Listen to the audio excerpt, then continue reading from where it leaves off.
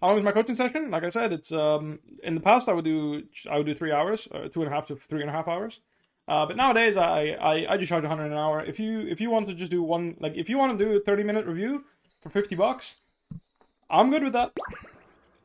You tell me what you want out of the session. You tell me when to press start recording and stop recording. You pay me whatever the number says. Start voice call. Hello there. Hello, hello. I need to ask, are you reigning world champion? I need a clickbait title. Or are you, Yeah, are just you just a watch world champion. It's fine. world champion? Okay, coaching Raynor StarCraft 2 world champion. Alright, I abbreviated everything. Alright, I was kidding anyway. Don't worry about it. You did better than me, man. I fucking lost in the world finals. Smoge. I lost two. I lost two once, so we're even, I guess. Yeah, I need to get back in there. Alright, man. Let's get into it. Do you want to start reviewing VODs first of the games that you've been playing? Or do you want to hop into instant gameplay? Yeah. Let's review a couple of VODs, I guess. Fantastic. I have one game I recorded. Otherwise, you can just open my Twitch VODs. I'll send you my link. I played like fucking 20 games Fantastic. yesterday. I was watching some yesterday. Yeah, I was watching. You were? Okay. Yes, I don't sir. know. I'm running it down a little bit. Limit man. testing a lot. I wasn't watching like intently, you know. It's like there's a difference. I'm sure you can relate. It's the same as when you're thinking, right? When you're watching StarCraft, it's like there's a very big difference between like actually sitting there and like thinking about what he's doing and why, and getting good. What the fuck? I need to subscribe to you. Honestly, I'll subscribe. I don't mind. No. Wait. I'll gift you one. No. No, don't worry. I got it. You sure? 299? Yeah, dude. Of course. Thank you though. I appreciate it. No worries. Yeah, sometimes, There. especially on stream, it's a little bit harder to focus. Like I've noticed that, like on stream, sometimes I forget to smite, and sometimes I forget to pick up heralds. Like simple stuff like that only happens on stream. It makes sense. It's harder to focus on the things you're doing. All right. Yeah. Wait. I subscribed. Can you work now, please? No, I started with StarCraft, but then I continued with League. There's a couple of Sure. games. Otherwise, the day before that, also Yeah. literally 10 games. Do you have any particular game that you can give me that you like? You find that you'd want me to review? I'm gonna give you the rundown of like what I want to work with you first, and then you can tell me, okay? Yeah. Basically, first things first is I want you to separate the type of game you'll play. Type of game number 1, make timers for laners. Type of game number 2, make timers for more farming / counter jungling. Does this make sense? Yeah. Now, what is a timer? For jungle, a timer is basically where and how you can spend your free time in the game. Okay. Right? So when you full clear a jungle, a camp takes 2:15 to respawn, right? Yeah. So when you full clear, you will have at the first full clear that you do, you'll have about 30 to 45 seconds before your camps respawn. Now, technically, it's a little lower because you have to travel to the camp, right? Yeah. But the idea is you still have a small timer. Yeah. From if you're a fast 335, 340, when the scuttle dies to 415. Yes, exactly. So you can have a small timing, and we're going to discuss some strategies you can use to make timings, how to recognize when you have a timer. Okay. Next thing is separating. So this is the first separation, right? And then the next separation that I want you to make, and this is like extra, is like 1A, is make timers for laners no matter what. And then obviously 2A is make timers for laners. Let's do 1B, that makes more sense. Make timers for laners when convenient, right? So after clear. You know, I've been like going to the both extremes like lately. I've been either like making time mostly for myself and like clearing jungle camps mostly, and then when jungle camps are down, try to gank. And then I've been doing the opposite a while ago, where I was just forcing ganks and forcing plays. So I'm switching between the two extremes a little bit, and it also depends what champ I play a lot. I can't really find a middle ground. We will be discussing how to do that. I just wanted to identify the two extremes here, so we can do that. Is there any particular game that you have for me? I got the VODs to work. I think most of my games just look similar at this point. I've noticed this pattern where I kind of like do a very dumb play in the early game, a couple of dumb plays, And also, I've noticed another pattern in my gameplay where I struggle to find time for objectives and like to find the right moment for objectives. And also another thing that I struggle with is understanding. Like, let's say I have prio bot and mid. I'm level 5. And the Drake is up. Should I be resetting camp or should I be going straight to Dragon? Like that's the kind of thing I struggle with at the moment in the early game. The way we're going to attack this is the first step, and the next step is we are going to change your in-game clock. The way you read the clock. Okay? Okay, yeah. We are minions. I don't know how to say it. The game will be played around minion waves. So, minion waves spawn at, do you know which times? 1:30.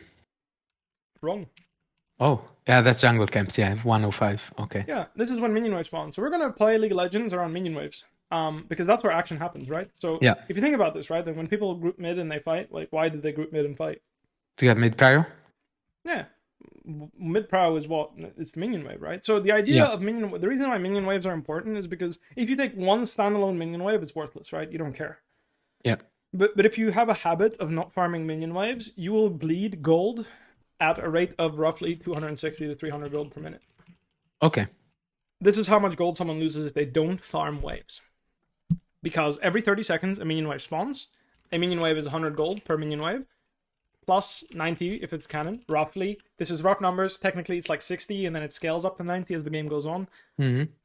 But it's basically, it's 100, 100, and 190. This is the math I use, which is 390. Divide that by 3. We come out to 130 per minion wave. This is the math why you're losing basically 300 gold per minute when you don't farm your minion waves. Because...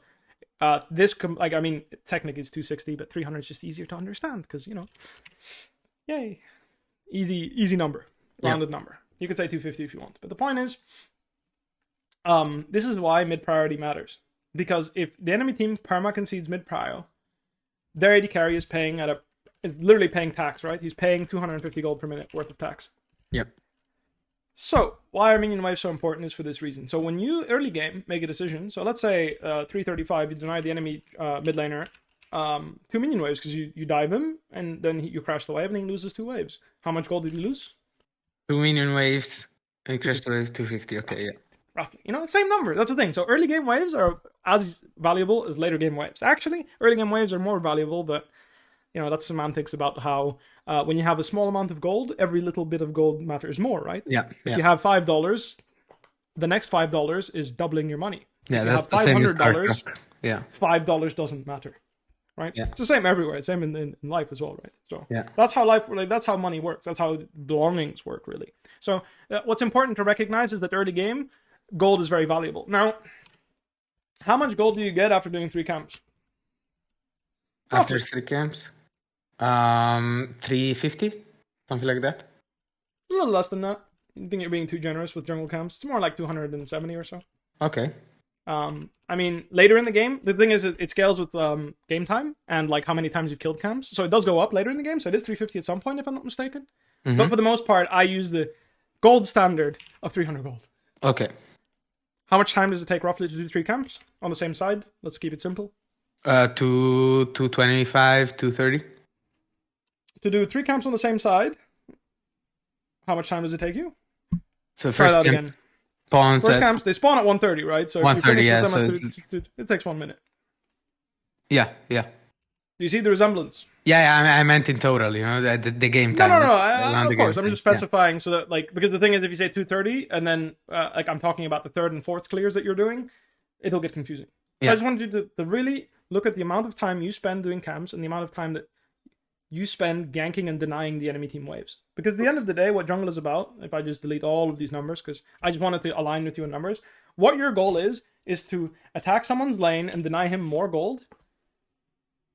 Like, you're attacking the lane and denying this guy gold, right? Yeah. Let me just go yellow here, right? That's, at the end of the day, that's what you do, is you attack people and you deny them money. Yeah. The skill in jungle is to recognize who am I denying the most money. Okay. And sometimes, when junglers gank, they don't realize that they're denying themselves the most money. Yeah. This is what I figured as well. So, the reason why we do all the silly math and we talk about all the stuff is because we need to understand that in 1 minute of time early game, we earn 300 gold. right? Yeah. And then let's say it's 270 because we're being generous here. I don't actually know the exact numbers anymore because I haven't jungled in a while, so bear with me. But it's roughly this much. Fun fact. How much is 12 CS? It's 3 camps. And how many waves is that? 2 waves. Correct. So when I jungled, I would tell my laners, 3 of my camps is 2 minion waves. So if you want me to skip my camps, you are making a play that will net worth give me or you more than 2 minion waves.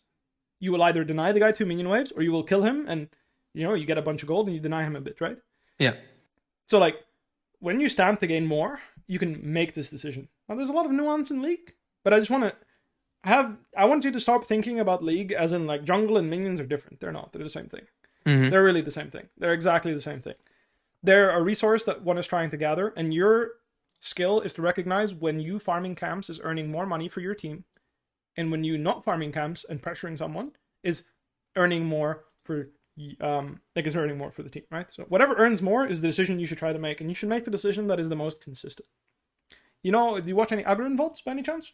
Yeah, I do actually. I want to talk to you about this. Very good. I've been watching him a lot. Very good. This is the idea he follows. He follows the idea that he is earning a set rate of gold per minute, and every time the enemy jungler deviates, this is what happens to the enemy jungler's gold income, depending on the situation. It goes up, down, up, down, up, down. Some games he'll have the random solo queue jungler will have a really good game and get 1 or 2 kills, right? Some games he will get this enjoying, like he will enjoy this process of killing people. In some games he will be this, and he will just have a lower gold per minute. Agron is more like this. Yeah. He's very consistent. Very consistent, always generating the same amount of gold. The reason why he plays for Drake as much, right? I'm sure if you watch him play, you'll see he plays for Drakes a lot. Is because Drakes are money. Yeah. Right? He uses Hextech Drake as this example, right? A very easy example to calculate. Why is that? Because attack speed and ability haste, it's pretty easy to calculate the rough value of that, because the Kindle gem is like 500, like it's like 600 health worth of gold, maybe like 550, and then so 10 ability haste is what, 250 or 300 gold, like right, the leftover, right? That's how much gold it is roughly. So it's easy to calculate the value of ability haste and the value of attack speed. And the argument for a Hextech Drake early game is that it just gives your team 1.5k gold worth of stats. Because across all 5 champs, it's a little more than that, but you get the idea. Across all 5 champs, you're enjoying a 1500 to 2000 gold lead. Yeah. Because you're gaining those stats. So again, the calculations we're making and the decisions, the way that we are identifying whether a play was good or bad is through the maths I explained to you. Yeah.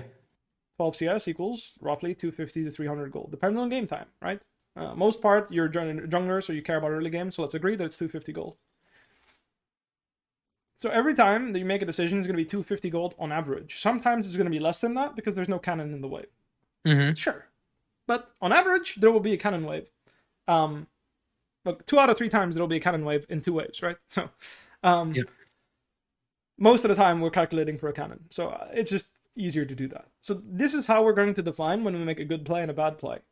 It's really simple. This is the process you're going to use. You're just going to open your calculator and look, okay, well, I moved. I killed the enemy laner. I got plus 450 because it's 300 gold plus an assist, right? And he lost. Plus my laner got the wave, 100 gold. Plus the enemy laner lost 100 gold. So the amount of difference we made up is 550, and he is minus 100, right? So it's a 650 gold differential play we made. Yeah. Spread across you and the top laner, right? Like whoever gets the kill, whatever, right? But the point is as a whole, as a team, when you look at the scoreboard, this is what you achieved, right? Yeah. And with the gold numbers. So you know that is a good play. If you lost 2 camps for this play, you know that this is still a good play. Yeah. Because if you lose minus 2 camps, because this is the thing about camps, okay? When you lose your camps, he gains and you lose. Yeah. It is not just him gaining. You're actively losing that farm because you can't come back and get it. Yeah. It's off the map. Yeah. That's why it can be easy to say, oh yeah, again, it's easy, right? You just say, oh yeah, 2 camps, right? What is minus 4 CS of this? What is a third of this number? Let's say 170 gold for 2 camps, yeah? Yeah. Roughly. Again, bear with me. I know like some of these numbers, like I guess it's more like 160. All right, sure. Bear with me in my maths. Yeah, 160 no gold. So you lost 160 and he gained 160. Yeah. Because you can't come back and get it without him having a say. Because he can come and contest it again. Because he knows when they're going to respawn. Mm-hmm. So you can't say like, oh, it's fine because I got something of his. Like, only if you go invade it and take something. So the thing is when you counter jungle 2 camps from someone, you're actually making a 320 gold swing. Yeah. So when someone loses 1 minion wave, and you steal 2 camps for that 1 minion wave they lost, again, the enemy laner gets 100 gold. Or 130 if we want to be specific, because sometimes, like on average, 130, because sometimes you lose a cannon, sometimes you won't. Mm-hmm. And your laner will lose that money. Yep. So the point is this is 260, roughly, right? So trading 1 wave for 2 camps is totally fine. For 3 camps, it's definitely worth it. Mm-hmm. So think, like, that is just how I want you to generally, like, change the way you think and math out the game, because, again, to know what is a good and bad play, it is just a matter of calculating. Yeah. Now the game gets complicated. Oh, do you have any questions? Well, I assumed like the answer is obvious, but I get when I approach the game this way, because I've tried approaching the game this way, just like thinking it in terms of gold. I really get flamed a lot, because and then that makes me question, like, should I be there? Should I actually be there for this play? Was this play correct? Yeah. I don't know. So this is exactly where I'm going to be hitting you with. This is where the game gets complicated. That's what I said. This is where the game gets complicated. Yeah. Because you don't win League if you just. Oh wait, what the fuck? Oops, my scroll wheel told me. The game, if you just go up in gold and you never PvP, you don't actually achieve anything. Right? Yeah. In League, if you have right now, right in League, if you spawn with 6 items, and you are confined to your base, it doesn't matter, right? Yeah. You need to actually kill the enemy nexus. You need to take structures. Right? You need to do something in the game. Mm-hmm. Right? At the end of the day, one needs to make plays. One needs to make a proactive move in order to win the game. This is a big thing that they changed in League, fun fact, over the years. 2018 was the biggest year for this change. It was no longer about getting vision and waiting for an enemy team to make plays. The game started to become, I do something. Okay. And then I win if I keep doing things. So I'm the one that's pressing the advantage. The more I press on your side of the map, the more I make you come to me and fight me, the better. Because there are things like home guards. When you die on the enemy side of the map, right? Let's say I die on your side of the map. I kill you, you kill me, right? If I take anything from your side of the map, I can always defend my camps because I'm going to respawn. Whilst you are walking to come and take something from me in return, I can come and defend it.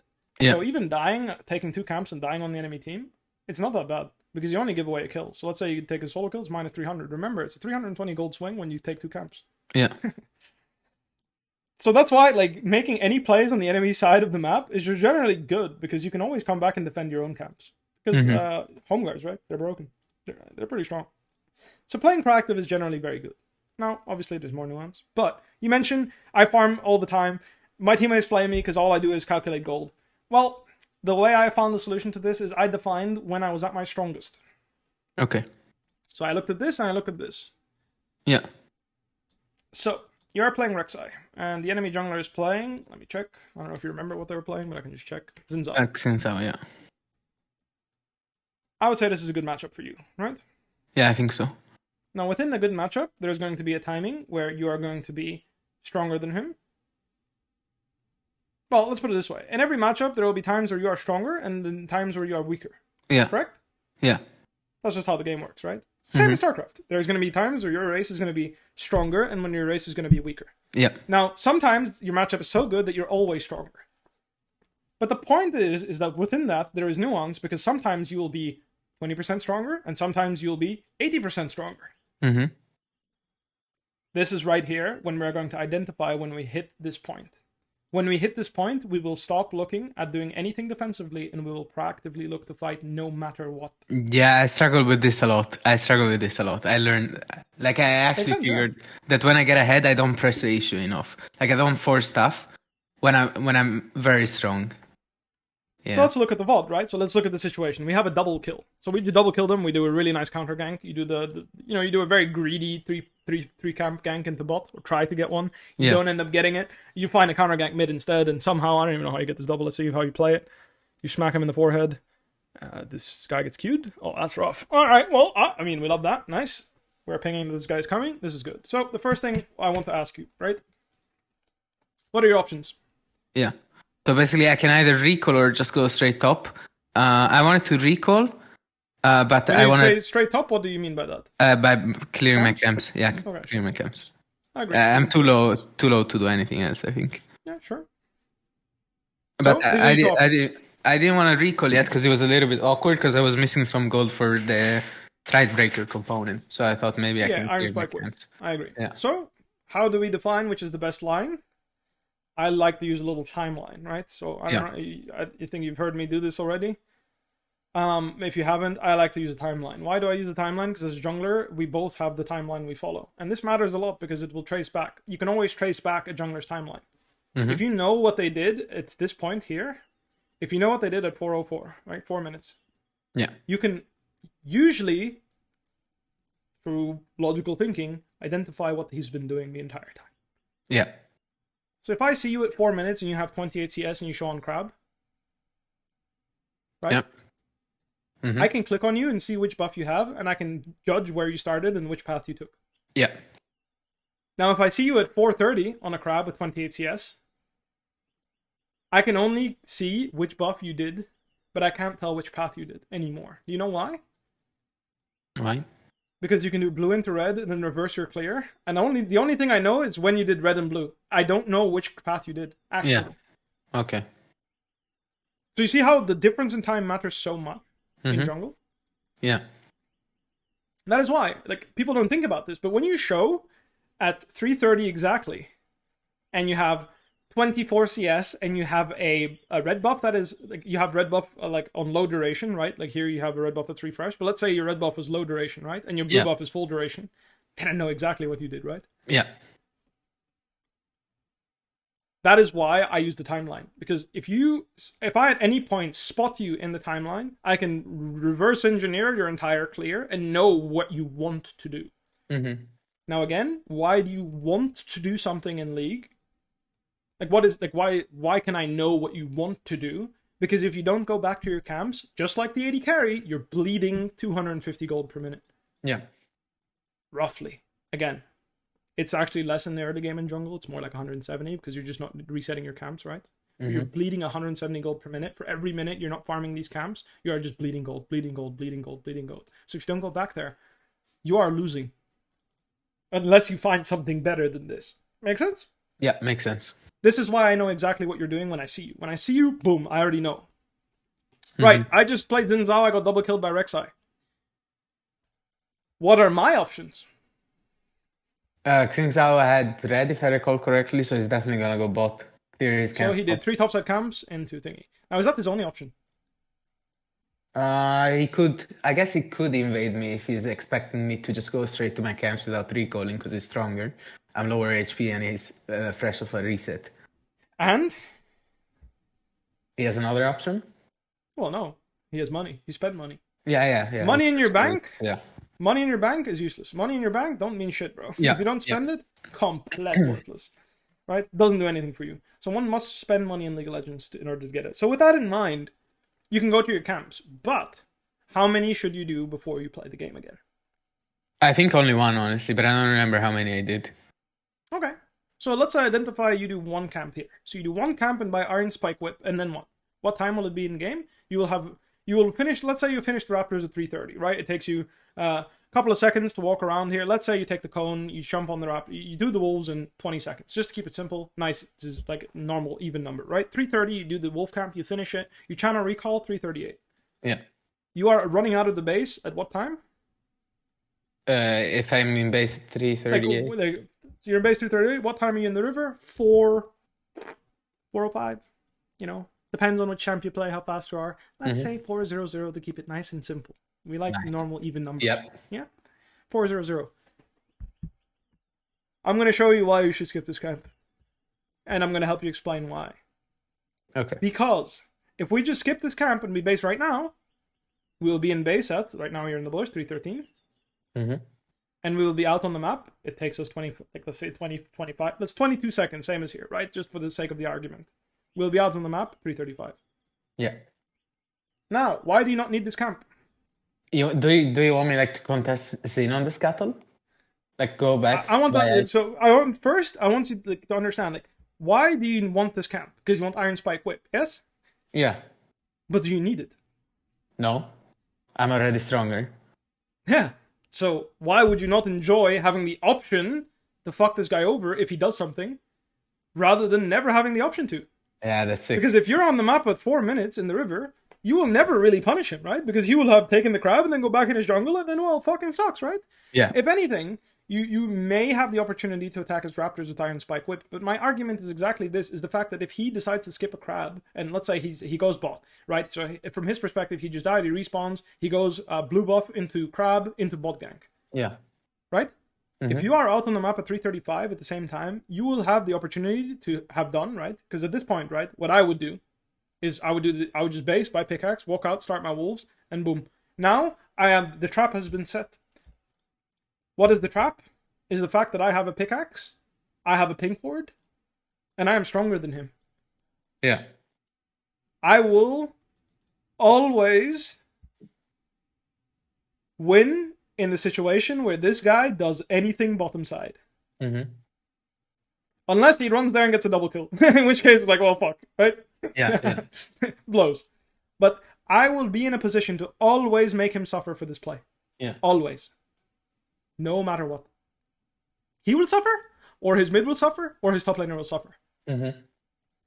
If you delay your the window where you will recall and be ready to 4 minutes, probably later than that because we were generous here, right? Same thing here. You'll probably be ready to play the game at, like, realistically speaking, you'll be ready to play the game 340, 345, right? If you do wolves, you will be ready a little bit later. Yeah. But the point is if right here you base, like you do wolves, then you base and you start gromp, or you start blue, then you will also be a little bit later, right? Again, timeline idea. Every camp you do, you are investing a resource somewhere, right? Yeah. Every little line you draw has a ripple effect. It affects the next few lines you draw, right? That's why I like to follow my little that's why I like to think of jungle in the timeline, because it's easy to look and the mimic, right? Because I'm fighting against someone. I'm playing against someone that's doing the same things I am. So whenever he makes a move here, right? Mm-hmm. So to reiterate, right? So whenever I'm ready at 335 to do whatever I want. Now let's say I do wolves again, and I finish my wolves at, I have my pickaxe, so let's say it takes me 15 seconds. 350 I finish wolves. Mm-hmm. And 350 this guy's ganking bot. What can I do?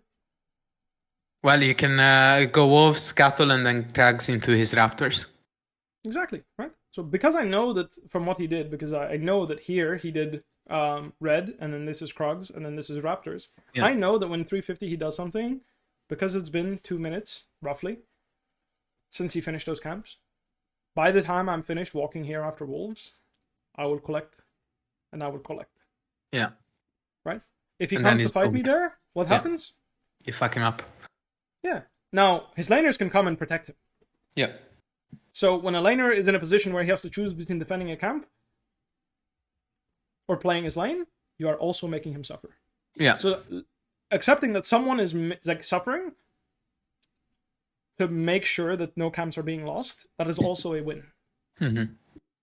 This is the idea. I know it's like a lot of numbers and shit. No, but it is pretty clear, actually. It makes a lot of sense. So that's why I want you to think, what do I need to be active?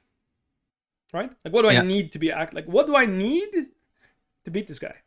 Mm-hmm. And once you have achieved that, we start calculating the odds of us needing to be somewhere because of one of two reasons. I am either going to earn a chunk of gold for being there, or I am standing, or my laners are standing to lose a lot of gold, right? Mm-hmm. Because that's one of the two reasons why one wants to make an action as a jungler, right? Yeah. Simple as that. This is how we derive all our decision making.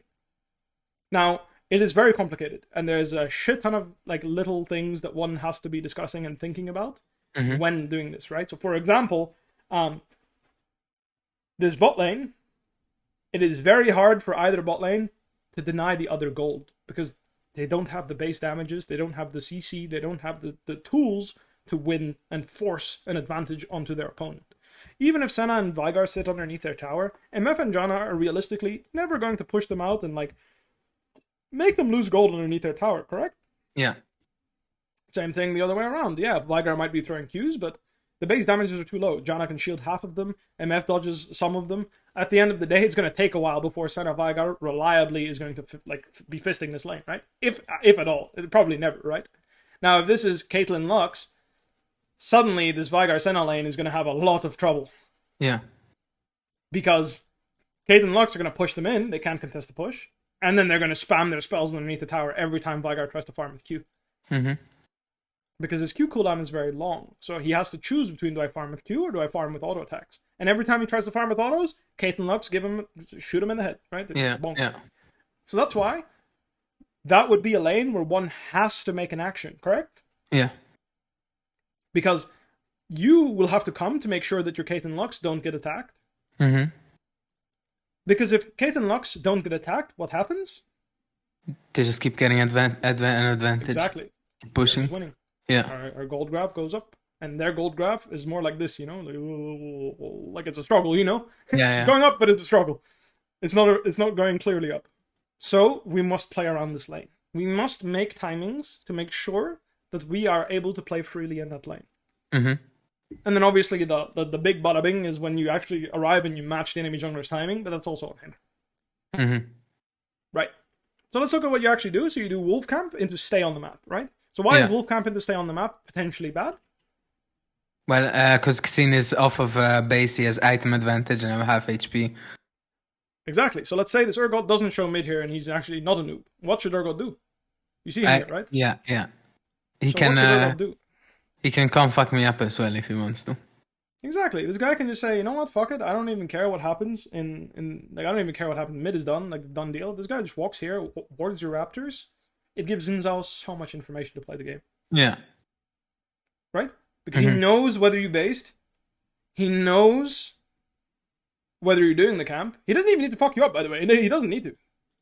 He can literally just look at you do wolves and then know whether or not he can gank bot, know whether he can gank mid, know whether he can contest the crab or not. Mm-hmm. He knows everything he needs to know. Yeah.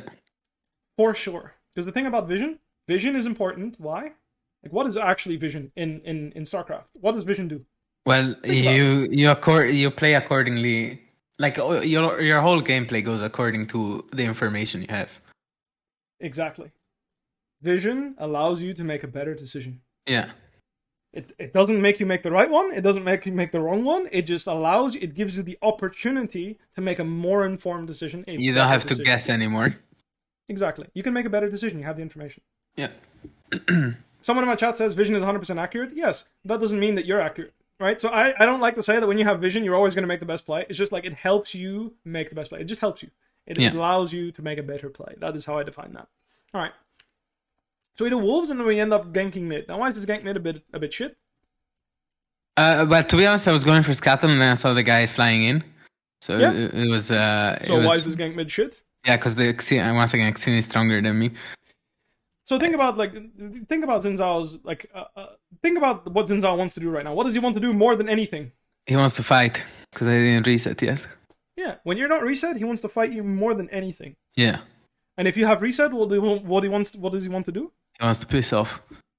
He wants to not have you on your screen as much as possible. Yeah. So your play is bad here because you're accomplishing neither. Yeah. Right? You are not on his screen when you're stronger, and you are on his screen when you're weaker. So that's always going to be a bad play. It is on Xin Zhao not to cover this play, not on you to make a good play, because we know that Xin Zhao died at 3 minutes, right? Because we double killed him. Yeah. And we know that with home guards, he's going to be able to do one camp into crab into counter this gank mid, right? Because he just died already here, right? In fact, he died way earlier. He died at 2:56. He died. Look at his respawn timer, right? Up here. Right? When is he going to have respawn? And again, like, knowing these numbers, it just helps you make a better decision as well, right? Because you have information. Right now, if this guy respawns with home guards, he walks to the wolf wall, W's over the wall, E's the wolves, finishes the wolves, runs into the crab. You know, he can even smite the wolves if he wants, because at this point, he has another smite, right? Yeah. Go to the crab, push the crab towards mid. You have no play here ever. Yeah, yeah. And, from your perspective, even if this guy doesn't walk over this ward and show mid, and he's literally just doing wolves, grump, blue right now, if you tunnel into this Aurelion Sol mid, you're giving him an opportunity to come back in the game. Yeah. Because there's nothing that says he's not doing this. Right? he can just do wolves like this, realize, oh shit, mid is fighting, and then just go loop around. Because you know why this ward is dog shit? It doesn't show this path. Yeah. So Xin Zhao can just walk like this after wolves, right? He can W over the wall here, drag them to here, kite them over the wall, walk around like this. Boom, your Talia is dead the way she's playing. She doesn't realize it because she's obviously a Master Gem player, so XD. But if she has no flash and she's doing this, she can die very easily to Xin Zhao right now. Xin Zhao has every incentive to be ganking.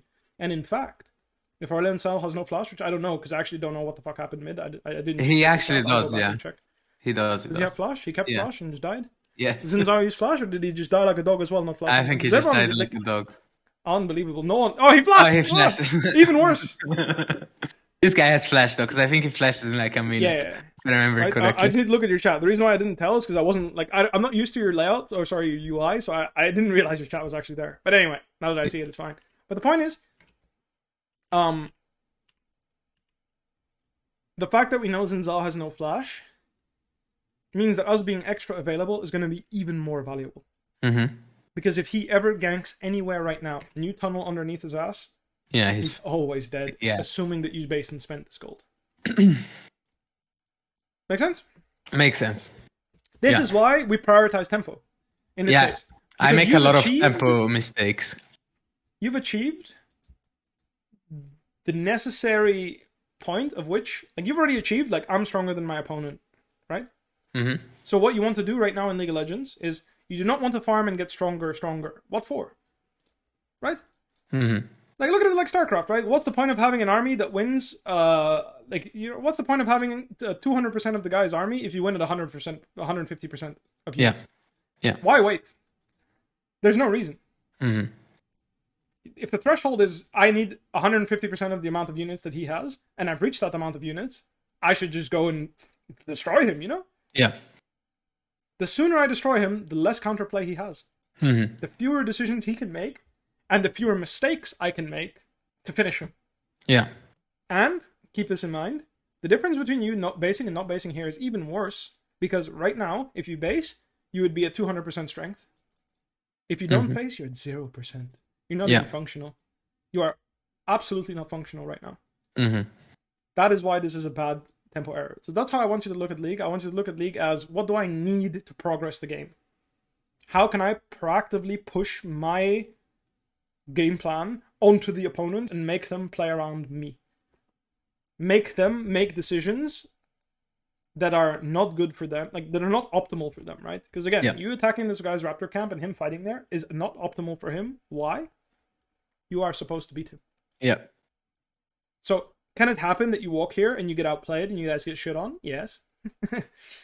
But it is in your favor. It is your play. You're supposed to be winning. It's a high percentage play. Yeah, exactly. The odds is in your favor. You actually don't even get the Iron Spike whip. You go for the axe. I see. Usually people prioritize the whip, but I don't mind. I don't really care. Yeah, I saw a couple of people get this. Sure, I don't mind. Attack speed is good on this champ. I think the Iron Spike whip active is really good too, though. So. Yeah. I'm actually, I have no idea. I don't play Rek'Sai that much. I have like 17 games on Rek'Sai. Yeah, don't worry about it. I think it's fine. So here, you trap this guy, you wait for him in his camp, and you give him some hell, right? Yeah. So here is just a small thing. Whenever he uses his spells, you can just unload on him already. The faster you go, the better, right? Because right now, yeah, I was kind of waiting to see whether the other people were as well, if I remember correctly. I was a little bit scared because I saw no one on the map. So the thing is right now, what is the most logical thing that their bot lane did after they pushed out? They killed MF, they pushed out. What is the most logical thing they do? They reset. Yeah, so the way I'm going to define this is used, like I call this a sphere of influence, okay? It's a bit of a cringe term, but the idea is basically as soon as a champion goes in Fog of War, there's a little circle that spawns around them that gets bigger and bigger, but the amount of time that they've gone missing.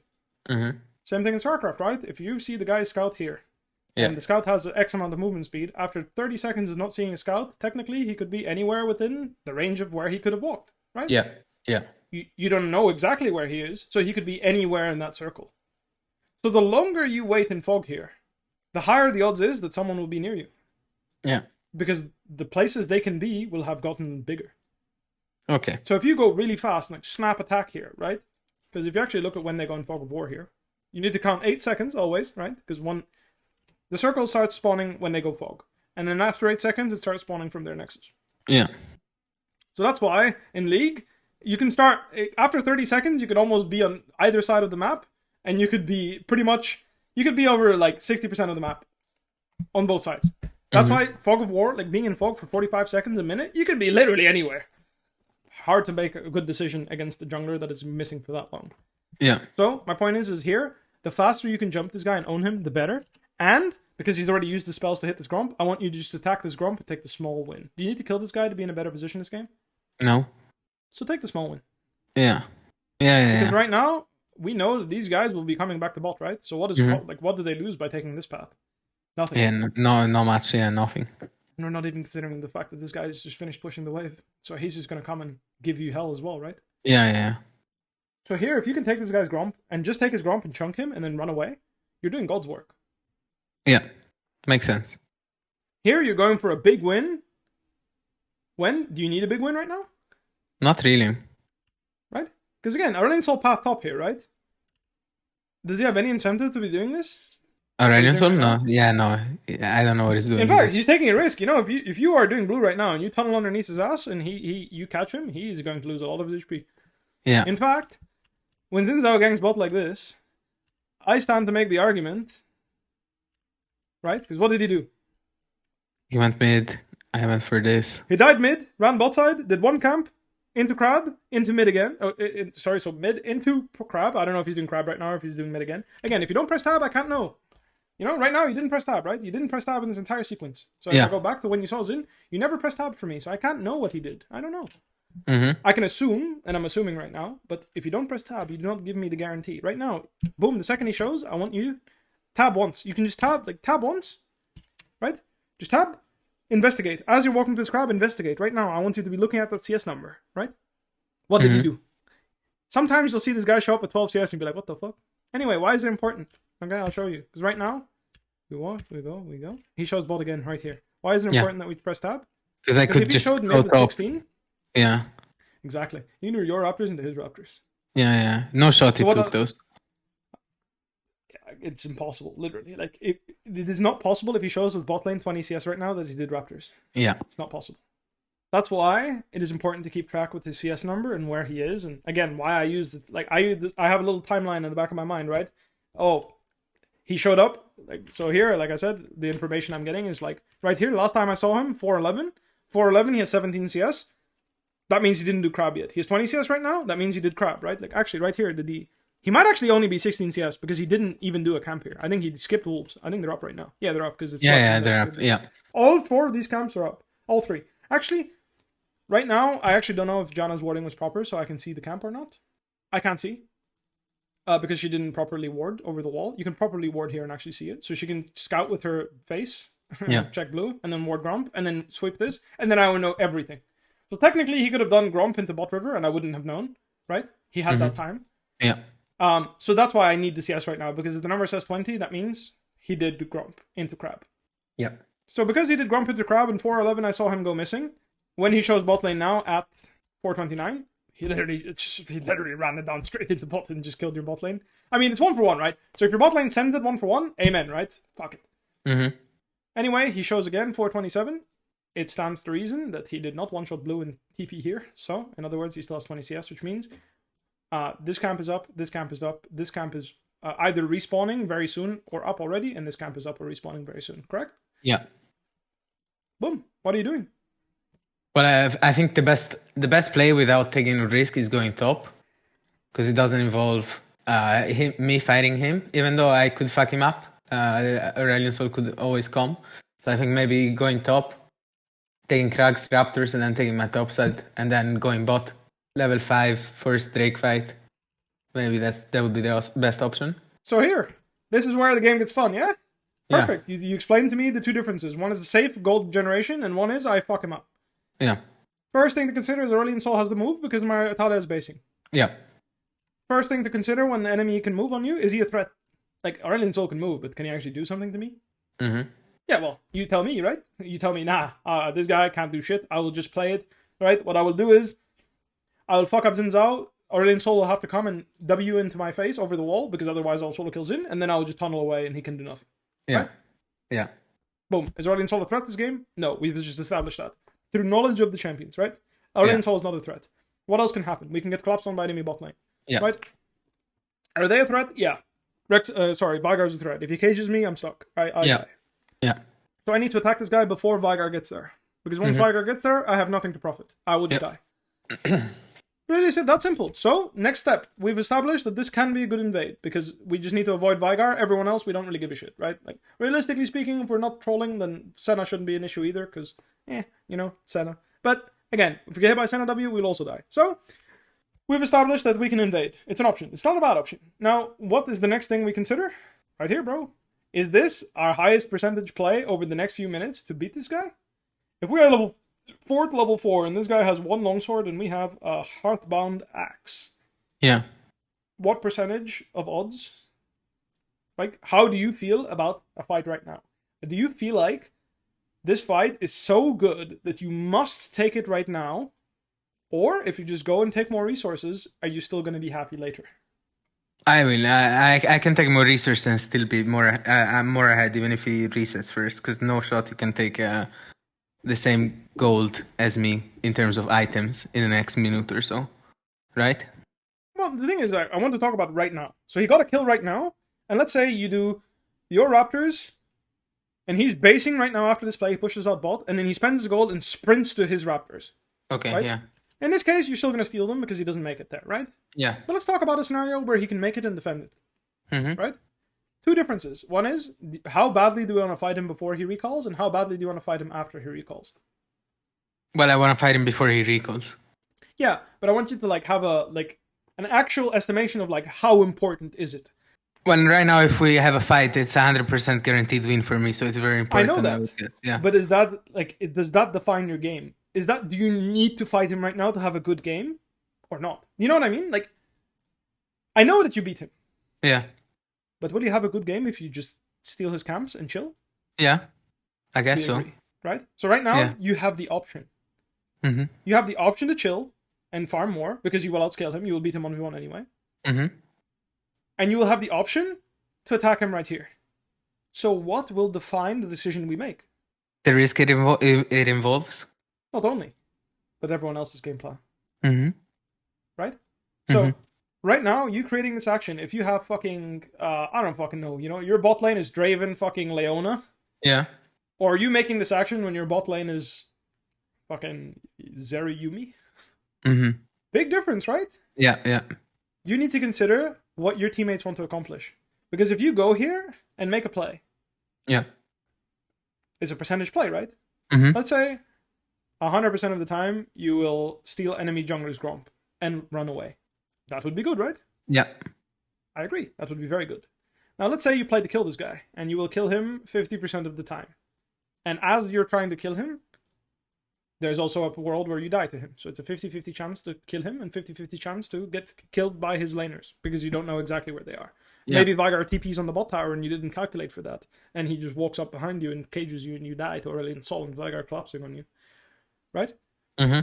You can take this option willingly and say, if I force Veigar to flash on my head and Chung Xin Zhao, so I Chung Xin Zhao when I open on him, Veigar flashes on my head and kills me, but it is worth it, because when Veigar has no flash, he cannot breathe bot lane against my Draven Leona. I will just chain gank him and I will fist him. Because the action and the imbalance you're creating when you're making a move is greater than not making a move and continuing to scale. Yeah. Because the faster, the sooner you can blow summoner spells, the harder the game is. So let's say that Veigar can lane comfortably against Draven, right? We're talking in a situation where our bot lane is very strong, from 1:30 until 14 minutes. He does not need help. He's fine. He's chilling. Except for when he has no flash. So when you create that no flash situation, you're creating a 4... I don't know, it's for 12 seconds or something. If he has Cosmic, which you usually should play. You create a window of 4 minutes and 12 seconds where Veigar suddenly can struggle. Yeah. How many minion waves is this? 8. You've created 8 minion waves of time to make an opportunity on someone that wants to scale. And that is from running here and dying. Yeah. Now, obviously, if you just run it down and die and you don't get his flash, it's pretty bad, right? But I'm just saying, that idea of creating that opportunity might be what your laner needs to crack open the game. What you need to crack open the game is you'd rather have an imbalance where you can attack the enemy laners and die once for that than to have no imbalances at all and have a 500 gold lead. Now, in your case, it's like you got 600 gold lead, right? You got a kill. Actually, I don't know if Zin got the kill. Let me check if Zin got the kill. Let's go back.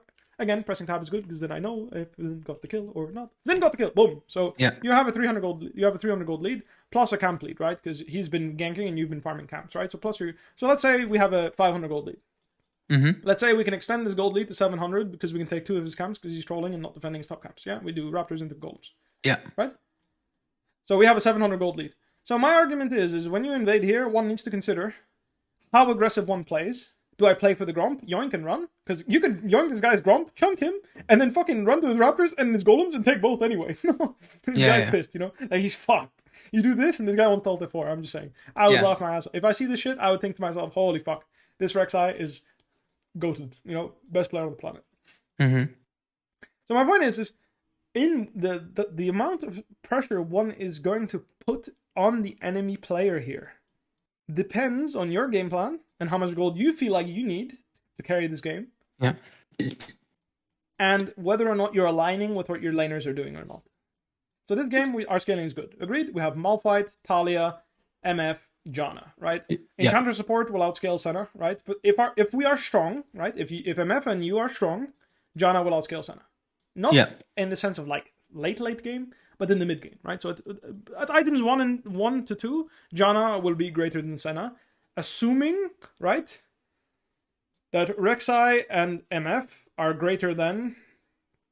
Oh, I'm sorry, this is looking a bit, you know, some weird fucking. You get the idea. Greater than Zin and Veigar, right? So if you are greater than Zin and Veigar, Janna's value will be greater than Senna's. Now, if you are weaker, Janna's value plummets with you. Yeah, that is the nature of an enchanter. So you maintaining a 700 gold lead going into the mid game is good for your bot lane.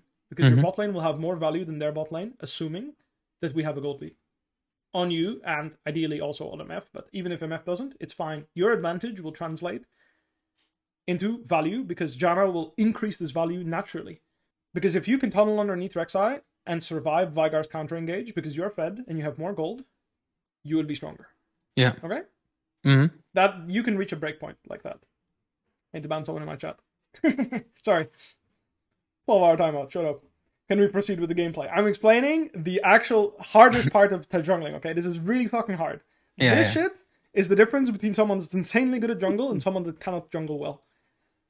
The mechanics and shit, like, anyone can tell you misplayed the mechanical situation or not. This shit is fucking hard. Because people, even if you know the formulas and shit, you still need to make the right decisions and do the right thing in game. It's very hard.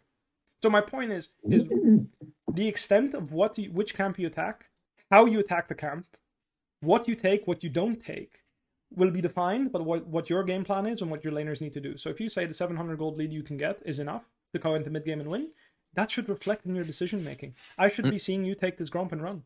Yeah. Does that make sense? Yeah. So when you try to attack him and kill him instead of taking the Gromp, right? And you are attacking blue instead, which gives time for good players to come and defend their jungler, right? Because good players will make sure Xin Zhao is safe here. Yeah.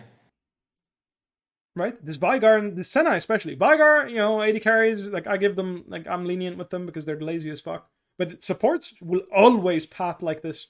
Always. They have no incentive not to. Yeah. So when you attack this blue, you could have Senna come behind you with Aurelion Sol. In fact, the reason why I said that Aurelion Sol going topside is dog shit is because when Xin Zhao makes this player run bottom side, it is your prerogative to take his camps. So he's literally running into you. He wants to die to you. Yeah. He's begging for you, please kill me, right? In a normal world. Like right now, this Aurelion Sol pushing next wave and hovering topside, he's asking to die to you. Because it is your most natural play when Xin Zhao makes those 3 topside camps into plays bottom side, and he stays bottom side for literally 2 minutes, right? Because he respawned, walked into bot side, he arrived bot side 3:15. He's still bottom side at fucking 5 minutes. The guy's been bottom side for 5 fucking minutes. It is the most natural play in the world for you to take both his camps topside. Yeah. So this Aurelion Sol is dog shit, right? Well, I mean, maybe he's like snoozing at the wheel. Maybe he's just playing League for fun. But the point is like, not very good at the game, yeah? Yeah. Agreed.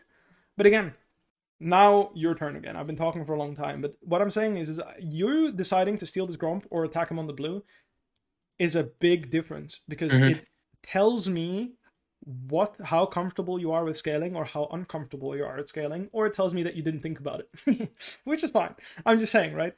I can tell how desperate you are based on whether or not you try to take this Gromp and run or you try to kill me here. Yeah. And that will help me enter your mindset and help me crack your decision making. Because if you're desperate enough to try and kill me here on blue buff, then you are probably going to continue to try and kill me. And I'm going to start changing my path and try to avoid, like, know that you're going to waste your time trying to attack me. Because I can outsmart you. I can skip my bot side camps and just go here. Right? So yeah. Keep that in mind. Like, really good players will try to attack your mental state, right? So they'll understand your mental state and how risky you're playing the game. Like I said, a very good angle here is just to tunnel underneath this guy, knock him up, and then you can always outsmite him because you have him in the air, you outsmite him, and then you can use an auto attack on the grump and still shit on him because you have this shit and he has a longsword, right? Now keep in mind, you still haven't clicked on him or pressed tab, so you actually don't know how strong he is. We can assume how strong he is, but still. Anyway, we end up taking the blue, right? Like I said, the Senna could technically have done this. In fact, she's here in lane, right? So if she's here in lane trapping MF, there's nothing stopping her from being behind you here, being behind you here. You get the idea, right? Sorry, on the map I'll show you so it's easier. She could have been behind you in Pixel, could be behind you here. If Veigar has TP and he base TP'd, which you didn't check for, you didn't check the tower. I don't know if he has TP, I assume he does. He also could have been behind you.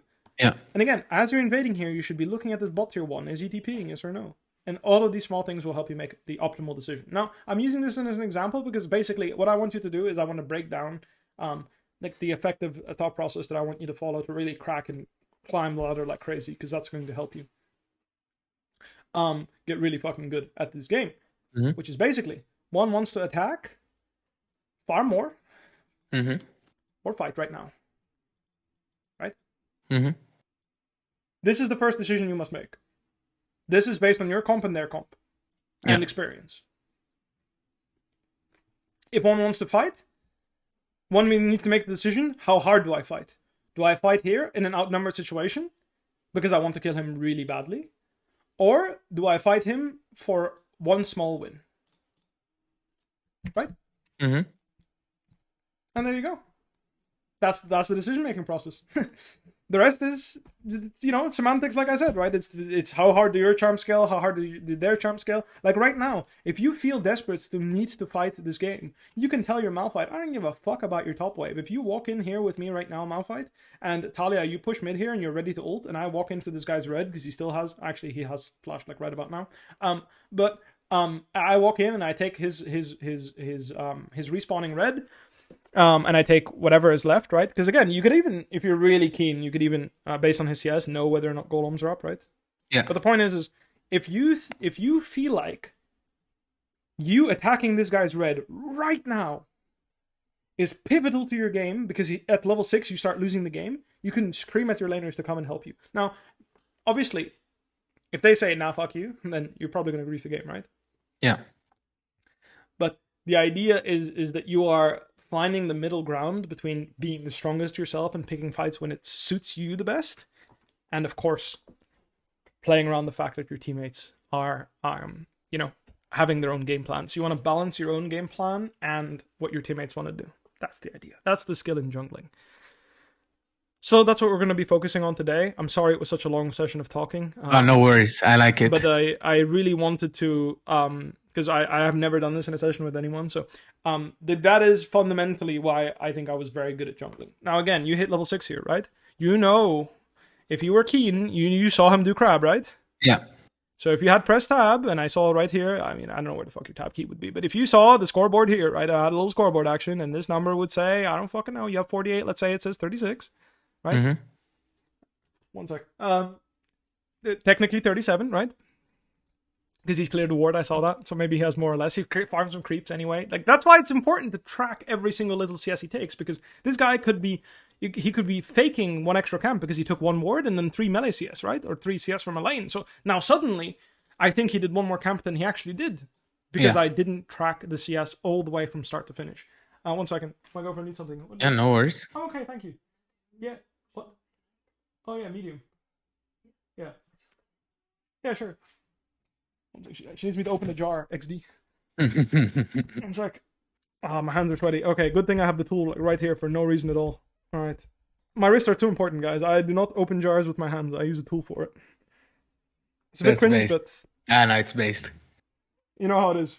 Yep. There's no need to break my wrists on jars. All right. Good.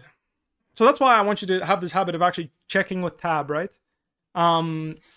Because the number this says here, whatever Jin Zhao is, the number this says will define whether these camps are up or not. You will have the ability to assess whether they're up or not. And if you know they're up, right now, you know they're up, what can you do? I'm level 6 is level 5. I have item advantage. I can just go and take them. Beautiful. So that's option number 1. You say I can go take them, right? So that's option number 1, invade. Yeah. Option number 2, we have multiple options. Yeah, take Drake. Nothing you can do about it. Yeah, right? Drake. Well, the thing is like Drake. MF is and back assuming we are equal numbers, right? Assuming people move, yeah. we are equal numbers, we will win, right? Mm-hmm. Again, if MF base is here, suddenly starting this Drake is risky, right? Yeah. And option number 3. Just take my camps. Take camps. What is option number 4? Take camps and go Herald. Okay, option number 5. Go straight Herald. Yeah, there you go. I know, it's a nice list. But the thing is, I want you to acknowledge that all of these are valid options. Yeah. And actually, right now, going straight Herald is not bad at all. Because what you can do here is you can do Herald and push it towards Malphite's lane, and if Urgot touches neutral, you can just literally just walk like this and tunnel behind him and just kill him. Or like, make him suffer, right? That's why I want you to acknowledge that even going Herald straight here is not bad. Because if you go Herald straight here, and he needs both of these camps to hit level 6, which you can again know if you check his CS, because you can have a general idea, right? Like, the best players will have a really good notion of, like, a really, really good notion of how much XP someone has in the game. Like, you'll feel it, you know? Like, obviously, like, the maths are there. Like, I do it based on feeling. But the point is, if you know that he can do Wolves and hit level 6, suddenly rushing Herald might not be that good, because this guy can collapse and this guy can start moving, and then suddenly you'll have a fight here. And again, the question then is, do I like that? Do I like a situation where I force a fight right now? Am I happier with that than just, you know, I'm chilling, my myth wants to base, I take my Raptors, I take my red, Malphite wards the Herald for me. If Xin Zhao starts, I will go and give him hell. Or if Xin Zhao starts, I will just trade the Drake, and then my myth will come back on the next wave, and on wave on 805, she will walk out of base on wave 805. And right now, again, and here I'm gonna hit you with why I want you to talk in minion waves. I want you to look at the game through minion waves, is because this is when you just evolve into, like, this is when you can evolve and truly understand the game and truly understand how to think ahead as a jungler. Is 805, the wave that spawns 805 MF will be available to make a play, correct? Yeah. Talia, if she bases right now, 805 she will be available to make a play, correct? Mm-hmm. So, why is it bad for Talia to stay? Because she's low on mana, low on HP. Well, that's the first reason, but why is it extra bad? Because if she backs, she's available for next wave to make a play. 805 she would be available. So if she's unavailable for 805, then Malphite, which right now is available to play on 805, right? 805, right? Sorry, this next wave, right? 805, Malphite is available. In fact, Malphite is available 735. Fun fact. Right now, this wave is 735, yes? Yeah. This is the wave. 735, this wave spawned. It takes 25 seconds, 20 seconds for the wave to come to the lane. That's why we talk the wave that spawned, okay? So 735, Malphite is available. 805, Malphite is available. MF is not available at 735 because she needs to base. She wants to spend her gold or has no mana. Like, I'm not judging whether or not it's the right or wrong decision. I'm just saying, like, raw based on what I'm seeing in your mini map, yes? Yeah. Not available. Available. And then Talia, 735, not available. And if he doesn't base, 805, not available. And that is why it's a bad play, because now you as the jungler, which you are, by the way, at level 6 right now, you are 730, like, once you hit 6, this was on the 735 wave, you hit 6, right? Sorry, you hit 6 as the 735 spawned, right? So 735, you're available. 805, you're available. So that is kind of how I look at the game, okay? This is how I look at the game. Who is available and who's not? Who can I play on? Who can I make a play with? You know, like, who has the tempo? Who can I go to and enjoy something with, right? Where right now, I'm looking at this map and I'm just like, well, I can make a play on both sides, but I can't include my mid laner, which sucks. The first I need to think, is Aurelion Sol going to counter my play, yes or no? Does he want to do that? The answer might be no. A lot of mid laners, like Aurelion Sol and Nazir, they are not good at moving and stopping your play. So you can make a play even though your mid laner is not available and they aren't available. Yep. Anyway, nuance. But the point is, if you can identify this, you can make the best decision. Because now the rest is math, right? The rest is math. Where can I go and how much gold is it giving me? How much gold is a Hextech Drake giving me? We agreed 1500 is the number, right? Roughly in terms of stats of ability, haste, and attack speed across all players. How much gold is Rift Herald giving you on average? I use the average of 2 plates for a Herald, plus 300 gold. So it is 3. I use the average of 650. Because again, if it is better, it is great, but this is the bare minimum I will get. Okay? Yeah. So again, knowing this, that everyone except Talia is available, you can choose whether you value this more or you value playing for this more. Mm-hmm. The timing of which you will play for this dragon will be when? What do you mean when we have Fryo? Or like what do you mean? Exactly, right? Yeah. When you have Prao. The timing matters. You starting the Drake right now on the 735 wave, because this is the 735 wave, is bad because MF is not available. So you starting Drake straight is not good because you are down 2 players. Because MF is not available on this wave and Talia is not available on this wave, remember? Yeah. So what do you need to do in order to secure this Drake? I need to wait for my members to recall and come back. And how do you do that efficiently? I clear my camps and then go into Drake again. Beautiful. It's that simple. Yeah. Right? So again, I'm breaking down every little component of the decision making. The more you can add to your decision making, the better. What did you want to ask? So here I'm thinking, like in terms of, is it worth more to get Herald or Drake? Like gold aside, I think here since I was bot, we can agree that if I get Drake, and we know he's bot, I'm denying him I'm getting the objective, and I'm denying him one, right? Can I look at it in that way, in that perspective as well? Basically, like if I run Herald, there's a chance he sneaks in Drake, or I don't know, something happens. But if I deny him the objective and I get the objective myself and then run to Herald, that's 2 places secured, right? Yeah, 100%. Okay, yeah. That's how I see it as well. So, fun fact, I consider this to be a camp.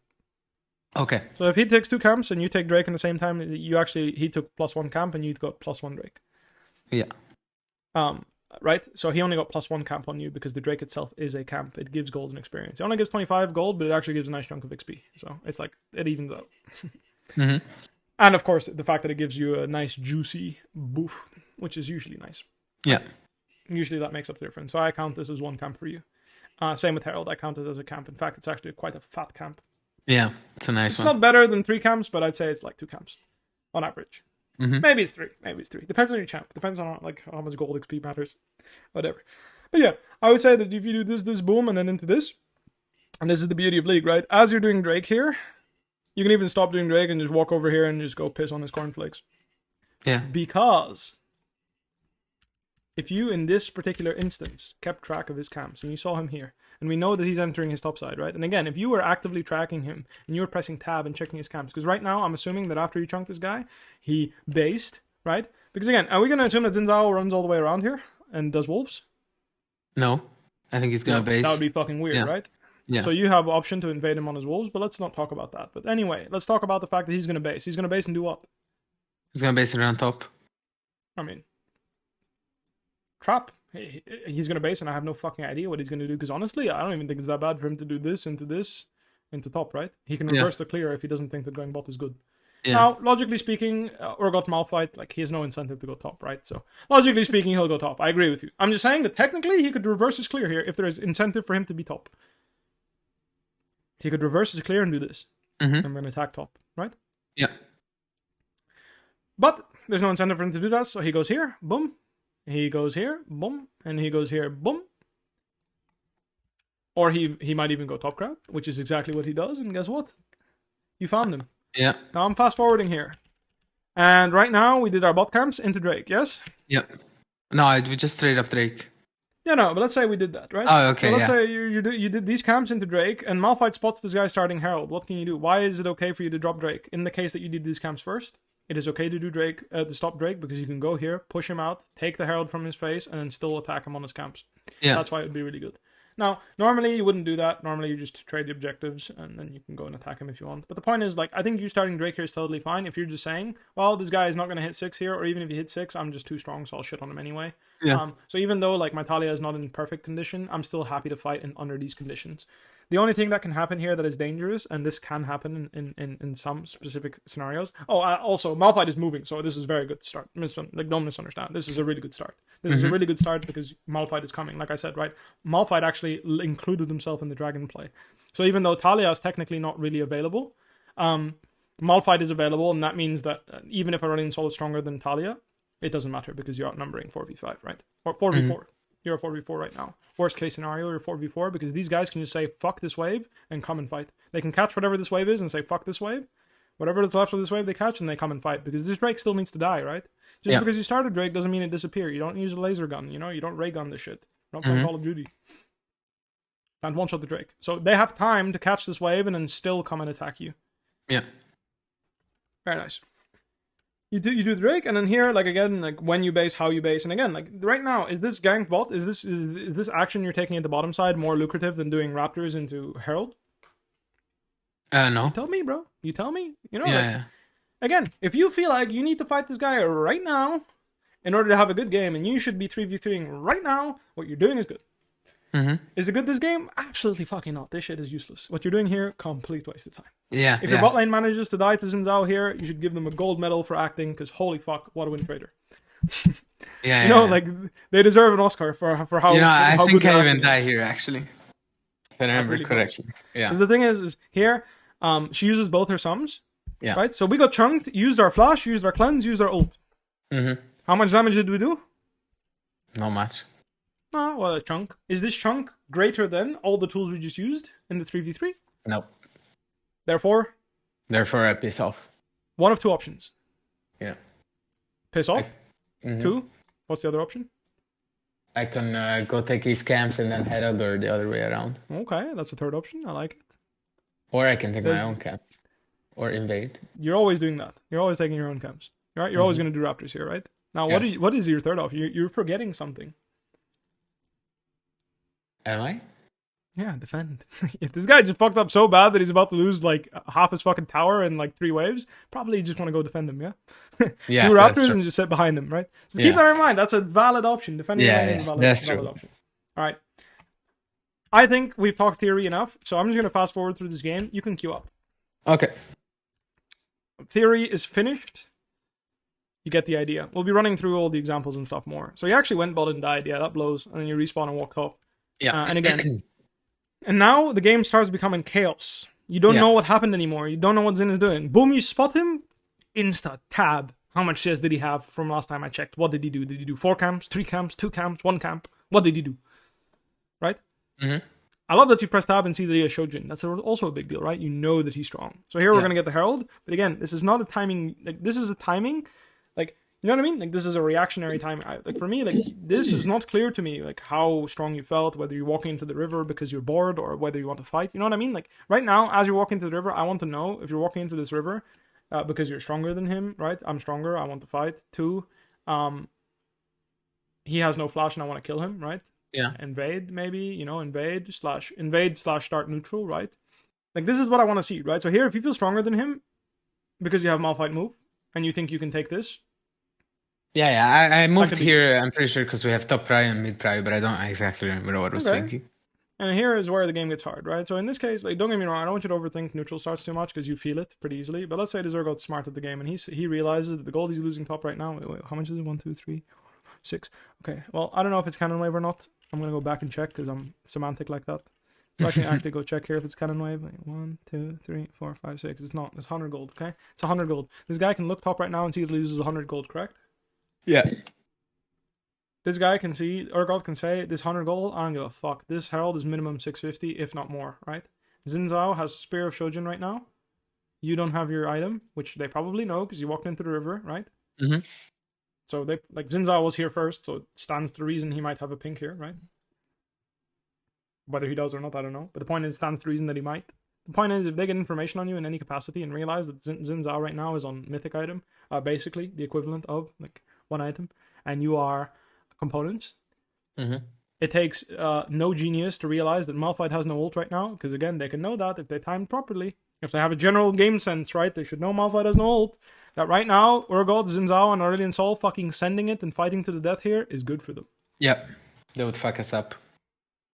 That's why one wants to consider everything. So whilst you have top prio here, again, if you know that you have top prio and you leverage that, I'm fine with that. Start it. But you should be dragging it out because you know that their best play is to actually walk in and give you hell. Yeah, that's true. But if you drag it here, you can say, oh, well, sucks to be me. Well, I'm just going to go back off.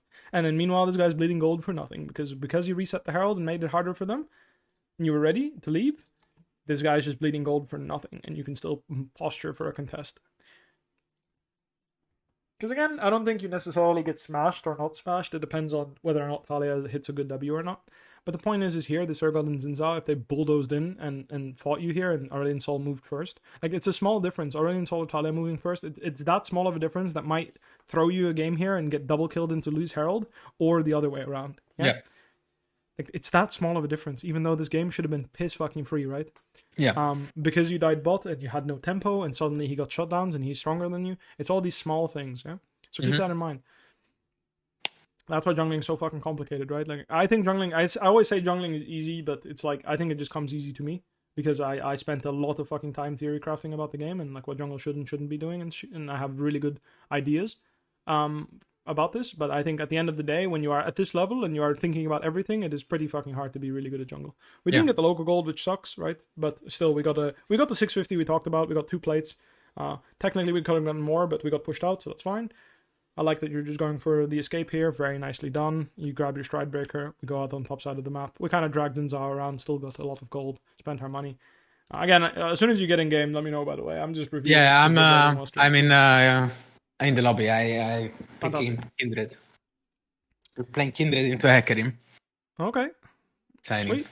So for the gameplay, I'm just gonna let you play. For the most part, just do your comfort. You know, do your thing. You know, you can always ask me questions if you want to ask and discuss things. But for the most part, I want the comfort. I want to comfort you to be comfortable and play your best game.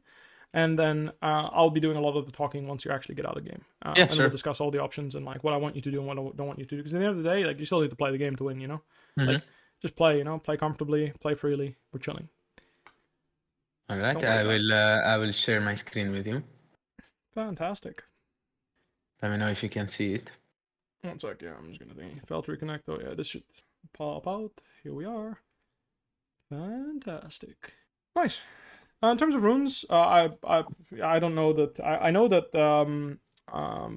Griffin plays different rune setup, if I'm not mistaken. I think he plays Relentless Hunter. Yeah. He values the other combat movement speed a lot. He plays Conqueror and Relentless Hunter and Eyeball. But I prefer, especially in matchups where I know I will fight or try to invade at least, because optimally I would like to invade the Hecarim. I always like PTA more. And I've been trying a little bit of lethal tempo, but I don't know, it just does no fucking damage. At the end of the day, I am a simple man. If you have a game plan and you follow it, and you need to, like, if your runes live up to how you're playing the game, I think that matters more than your runes being perfectly optimal. Like if you play suboptimal runes, quote unquote, but you have a purpose in mind and you're gaining gold leads doing that, you're doing God's work, bro. Like that's plenty. Like, I'm not a believer in like, oh, there's an optimal rune setup for every single champion. There's an optimal rune setup for accomplishing a goal in game. And if you are playing Conqueror Aatrox because your goal in game is to kill everyone, right? Is to like, you know, just do as much damage AoE as possible and just initiate fights, blah, blah, blah, then do that. And if you're playing Electrocute Aatrox with a full lethality build and you reliably are one-shotting the enemy mid lane or AD carry, then I have nothing to say, you know? Like, that's just, if you think that's the best way to win and you're doing that, then you're actually winning games, then you're just the GOAT, you know? So, for example, a Renekton player started maxing W second. So he did 3 points skew into W max at level 10. He's max W. And his argument is just like, yeah, I think, you know, like, people, like, you don't need Q anymore. Like, you don't need it to win lane. You don't need it to farm. You don't need that shit. That's very nice. Yeah, but I've been actually testing. There was a while where I was going lethal tempo into Kraken and Ginsu on Kindred every game, and I actually had decent success with it. But nowadays it's not working for me anymore. I think the build just lacks damage, and as boring as it is, I think Triforce is better. Yep, it's her best win rate is to play Triforce. So, as far as I'm concerned, actually, let me check last patch. Yeah, Kraken and Triforce is still her best win rate. So, for the most part, it's like usually if your build has really shit win rate compared to the best win rate build, then it's probably better to just go for the good build. You know, high win rate build. Sorry. So, play whatever you're comfortable with. Though, at the end of the day, like I said, I just want to see like if you buy a Ginsu's, like I want to have a purpose. You know, like this game buying Ginsu's is fucking worthless. You know, like who are you hitting? You know. Yeah. But if the enemy comp, you're staring down Ornn and shit, you know, like Ornn, Nautilus, Sejuani. Yeah, usually nowadays my benchmark to like pick little tempo and go Ginsu is like 3 melees and at least 2 of them are tanky, you know, it has to be a good setup. Agreed. Alright, I'll just let you play the game. Just do your best. You don't have to talk or anything. I'll be judging in the review. Alright. You through it. As long as you can vaguely remember why you did stuff, it's good enough. Yeah, I yeah. just don't want you to have the streaming experience where you're like, struggling a bit. Mm-hmm.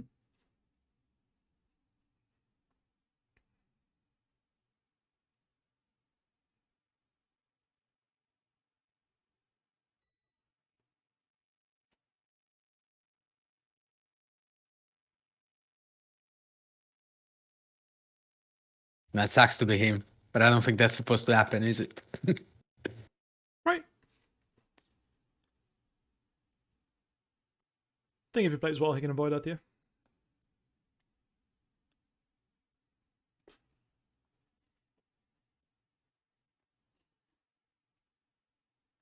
And I would like to invade him because he's on his raptors, but I don't think I have an angle here.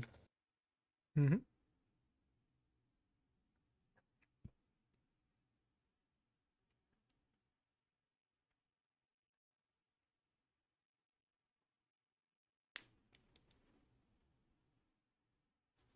You know, another thing I noticed when I watch Agorin is that he always takes his Gromp before blue buff, Yeah. just so the clear feels better, Yep. flows better, I guess. Yep. I started doing it too a little bit. It's smart. I was sometimes too lazy, but I tried to do it too. Yeah, I forget sometimes as well. Yeah, sometimes like, CBA.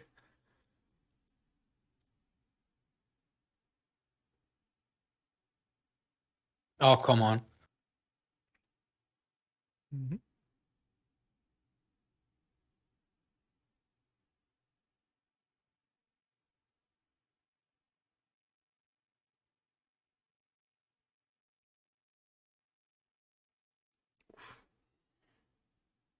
Oh, unlucky. It's okay. Careful for the Q. Nice one.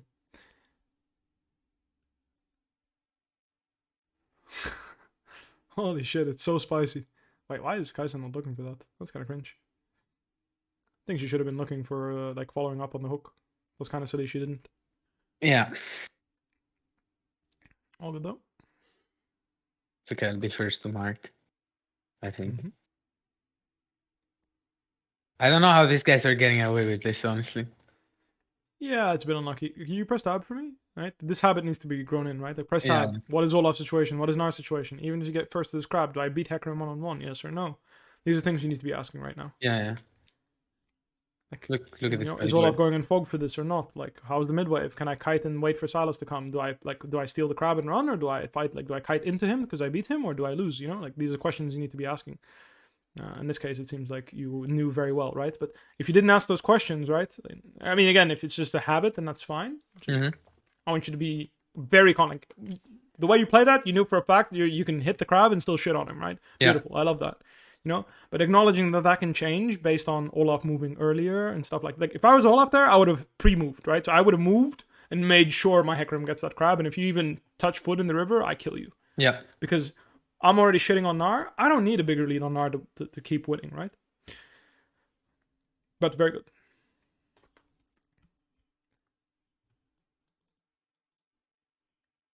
I'm just gonna mute so I can talk to you guys. But if you have a problem with the F keys, then it sucks to you. Like, the guy is obviously trying. Like, this is a habit from him tryharding, and it's obviously a good thing. He's gathering as much information as he can, and he's processing the game as he's making decisions. So if you have a problem with it, I'm sorry. It's just the way it is.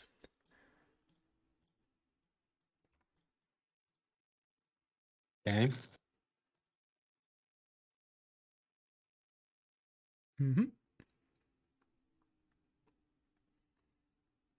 So we know Hecarim CS, right? Press tab, right? What did he do? He did Raptors. What is his number? 36. He was at 32. 36.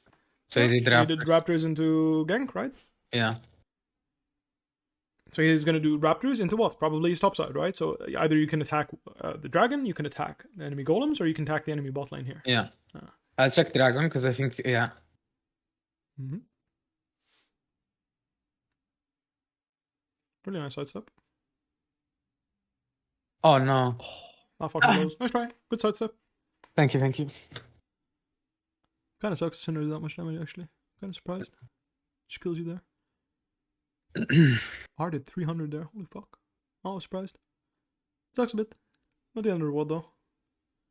I mean, yeah, this game's pretty rough. I mean, our bot lane, like the whole bot lane situation was a disaster, and then Yeah. top lane's been shafted 1v1.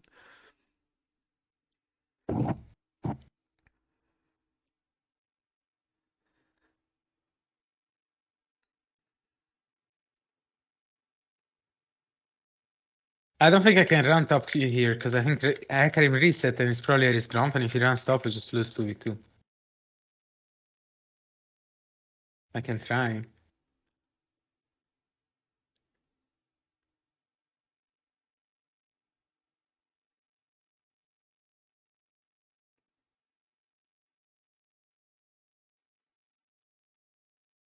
Could wait for the mark, I guess. No, I think you. I think if that Olaf's good, it just kills you. Right, if it's not as good, then for sure you could have ulted him better as well. I would say you probably wanted to push the wave with him. I didn't say it, but like I should have, I guess. Like you wanna push the wave and share the gold with him. He just needs to crash that neutral wave, and it's good enough. Either way, Hecarim has no ult, right? You have ult, Hecarim has no ult. Does that change? You know, like this is the hardest part. I'll just join in here and just talk about these things whilst we're playing, because Yeah. I just want you to think about that, right? Because this game looks kind of doomed, so I don't. Even if you try hard, I think it was kind of a rough one. So I want to talk about some concepts. It's like right now, Hecarim having no ult, does that change how fast you want to play the game? Like right now, do you want to just run bot after Raptors and fucking fight? Do you want to start Herald and fucking fight? I think I'll go ahead Olaf and no ult, Hecarim has no ult, right? Like how hard one forces here matters, right? The nuance here matters. Like ganking, forcing gank top right now, this guy no flash. Just how hard do you want to force? Do you want to fight this guy right now? Yes or no? Right? That all matters. It's like if you want to fight real bad, you start this Herald in his face, right? Yeah. So that's what I mean with like how bad do you want to fight right now? Because I think you actually should have stayed topside and started the Herald personally. But I don't mind you crossing into bot here and playing your own game. I'm just like that's a matter we'll discuss later.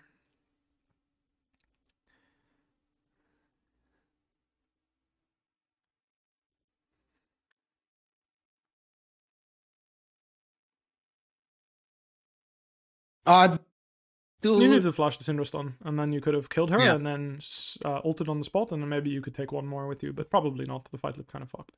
Yeah, I wanted to go for her since she has a thing. How's it called? The shutdown. I could have. Yeah. I could have thrown Yeah, her. you getting the shutdown would have been nice. Do you have? You don't have item, right? The futures market's too nerfed. Oh no, I did that. Nice. Oh, nice. Well, I actually didn't know. I can fight him actually. I don't think he took my blue. I saw him walking out, unless he walked back in. Mm-hmm. I don't know. This game is rough now. It already was. Don't worry. Yeah, yeah. I mean, I went for it because I know we're behind. I'm fine with that.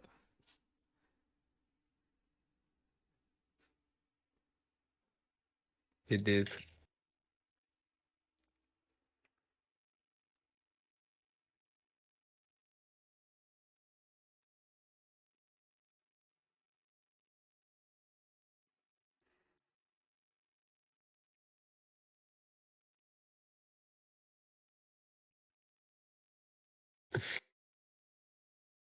It's a bit of a top gap.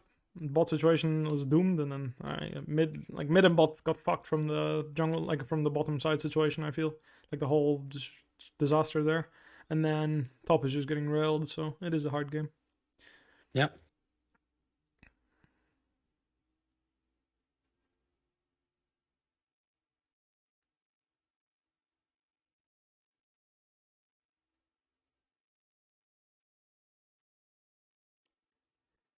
He has to be careful. No?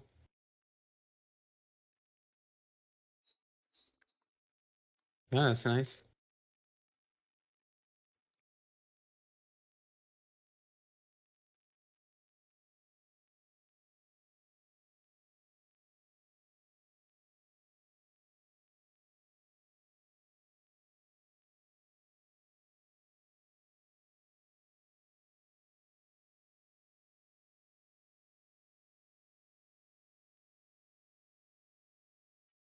What are the chances that Olaf just walks here and fucks me up?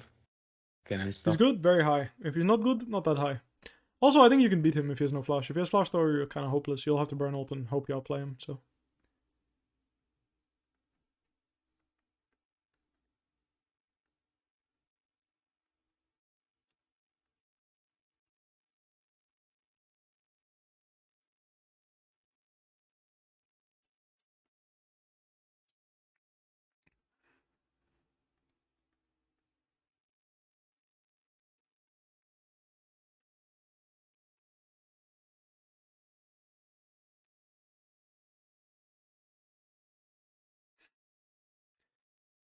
Good. I approve.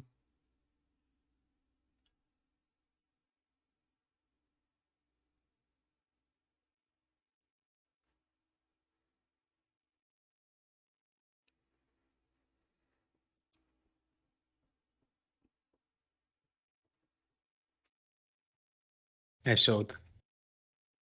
Doesn't matter. You waited long enough. He based. He's not coming. Alright, be mindful of Olaf collapsing on from top side. Yeah, pissing off. Fuck that blue. Sure.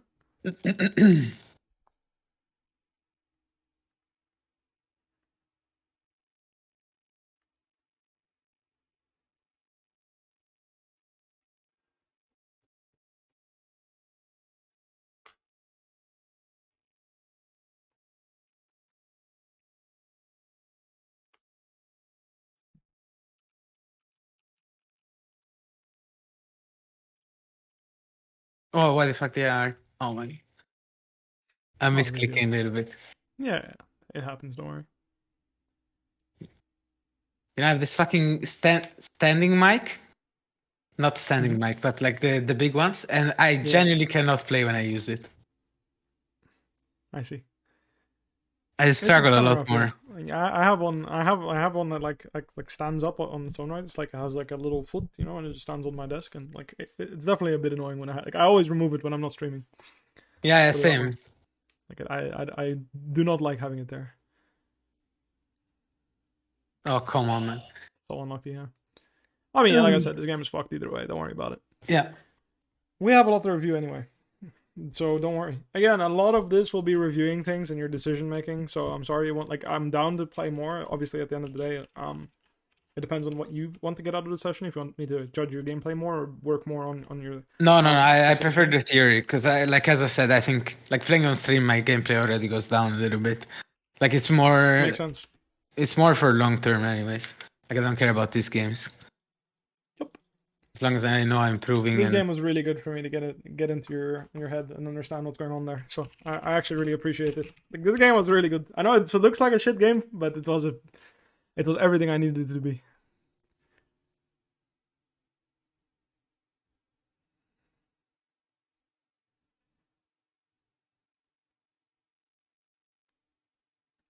Like I mentioned, this game's over. So if you want to forfeit, don't worry. I don't mind.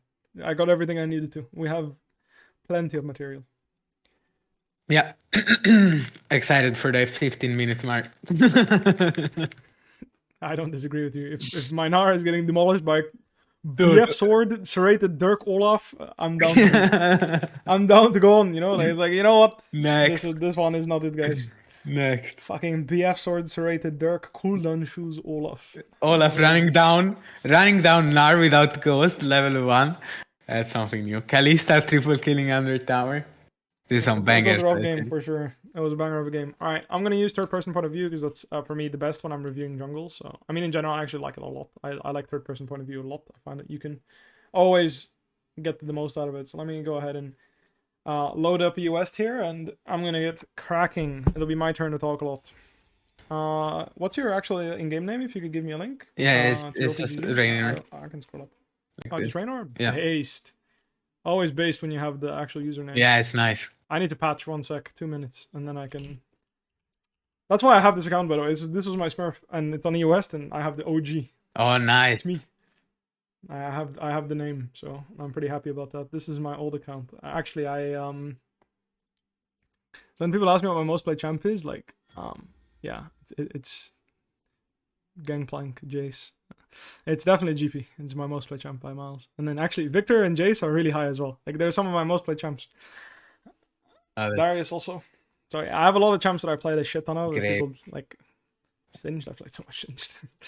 Anyway, I was a bit of a cooker. Let's see. I'm finished patching. So to break down your decision making, like I said, I think the biggest thing is like the quality of your decision making is lacking.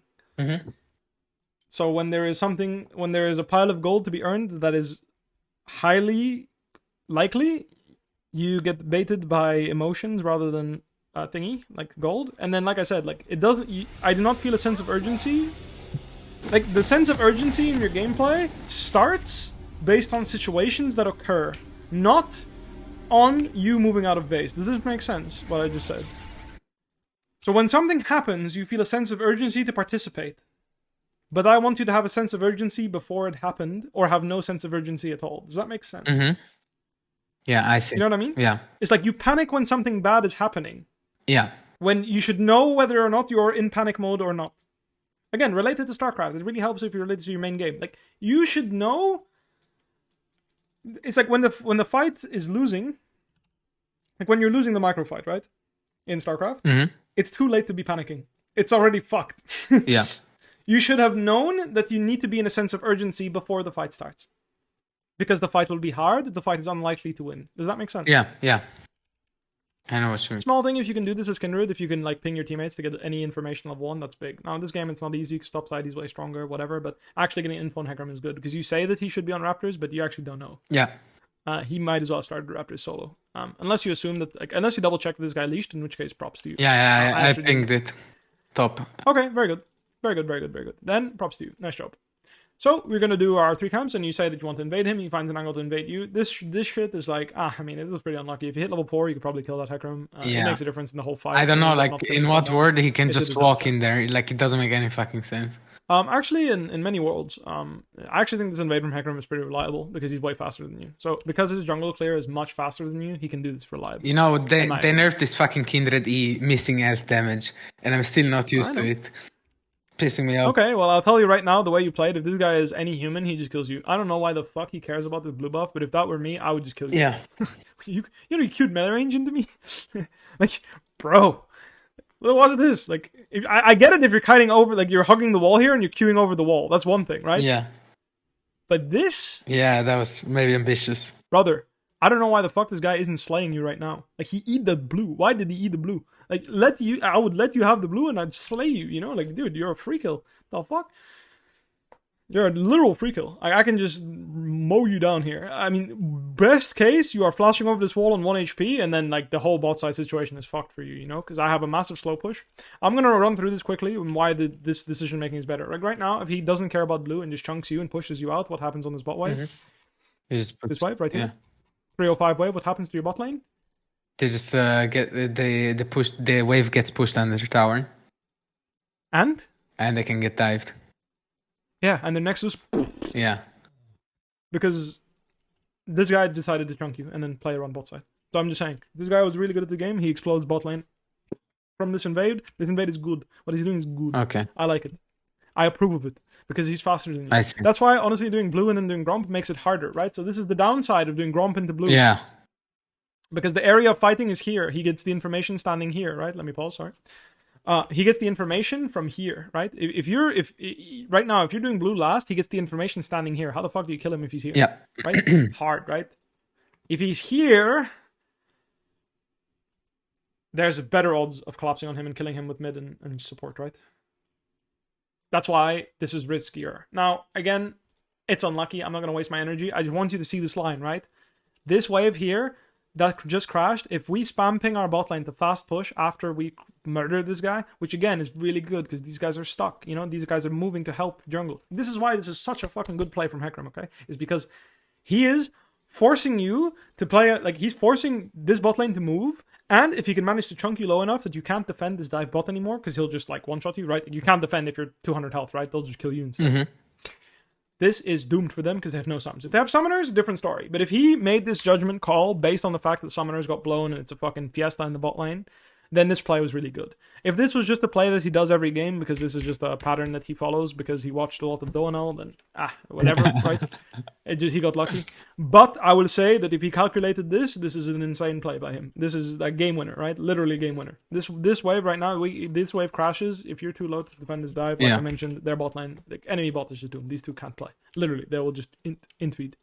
Anyway, the combat was good. Your combat was good. You recovered, right? Your Q was really bad, but you kept fighting. Like, you held your ground. You didn't panic flash. You didn't do anything bad. You didn't panic. You kept fighting here. You're looking for autos. I like it. This is good. You're forcing Kalista to, like, mix it up. Again, I think if Kaisa did the same as you, this guy was dead right now. Yeah.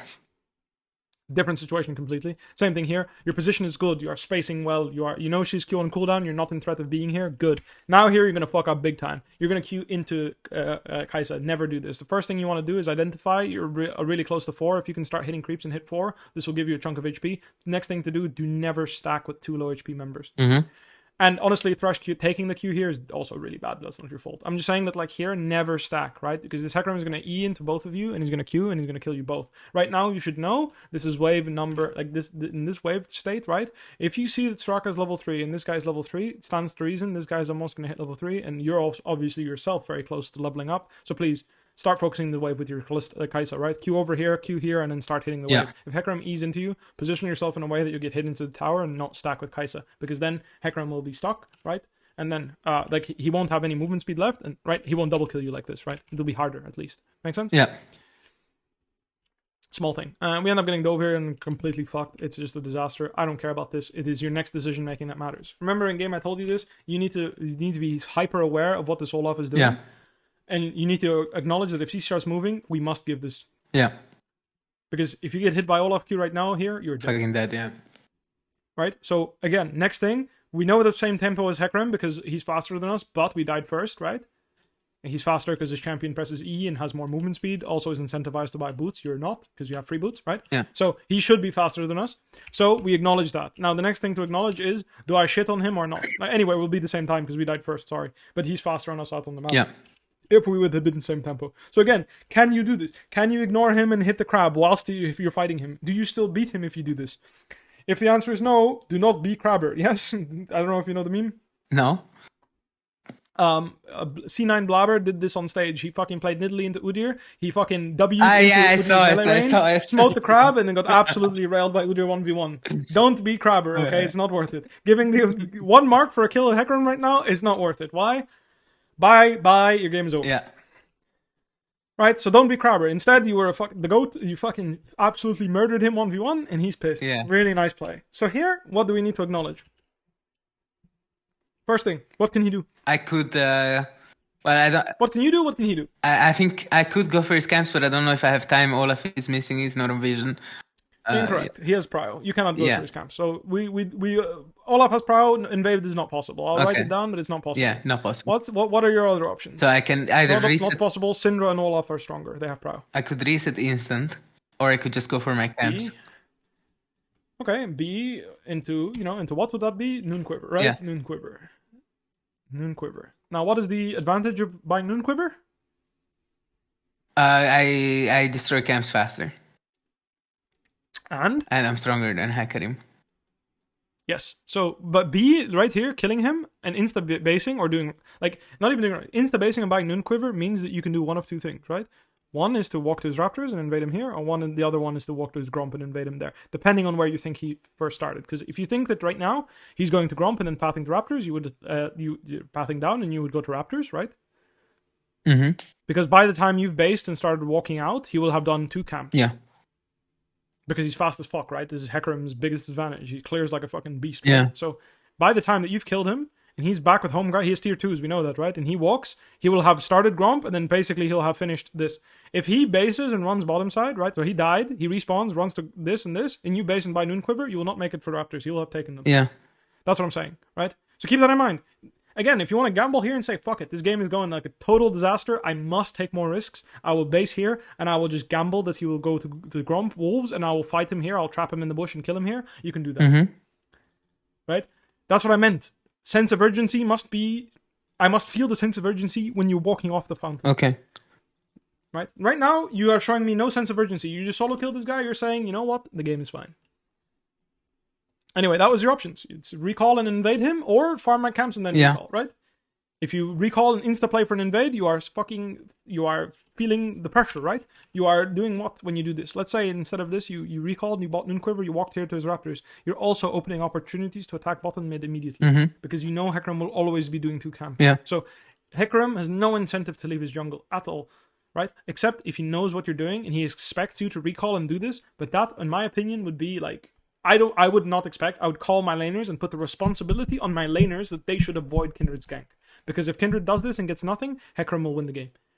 or be in a winning position, because he will get 6 faster, and then once he hits 6, he will make a play on any of this no flash, this no flash, and this no flash, and he will translate this into a winning game because they're already winning. He will snowball the lead, correct? Mm-hmm. So keep that in mind, right?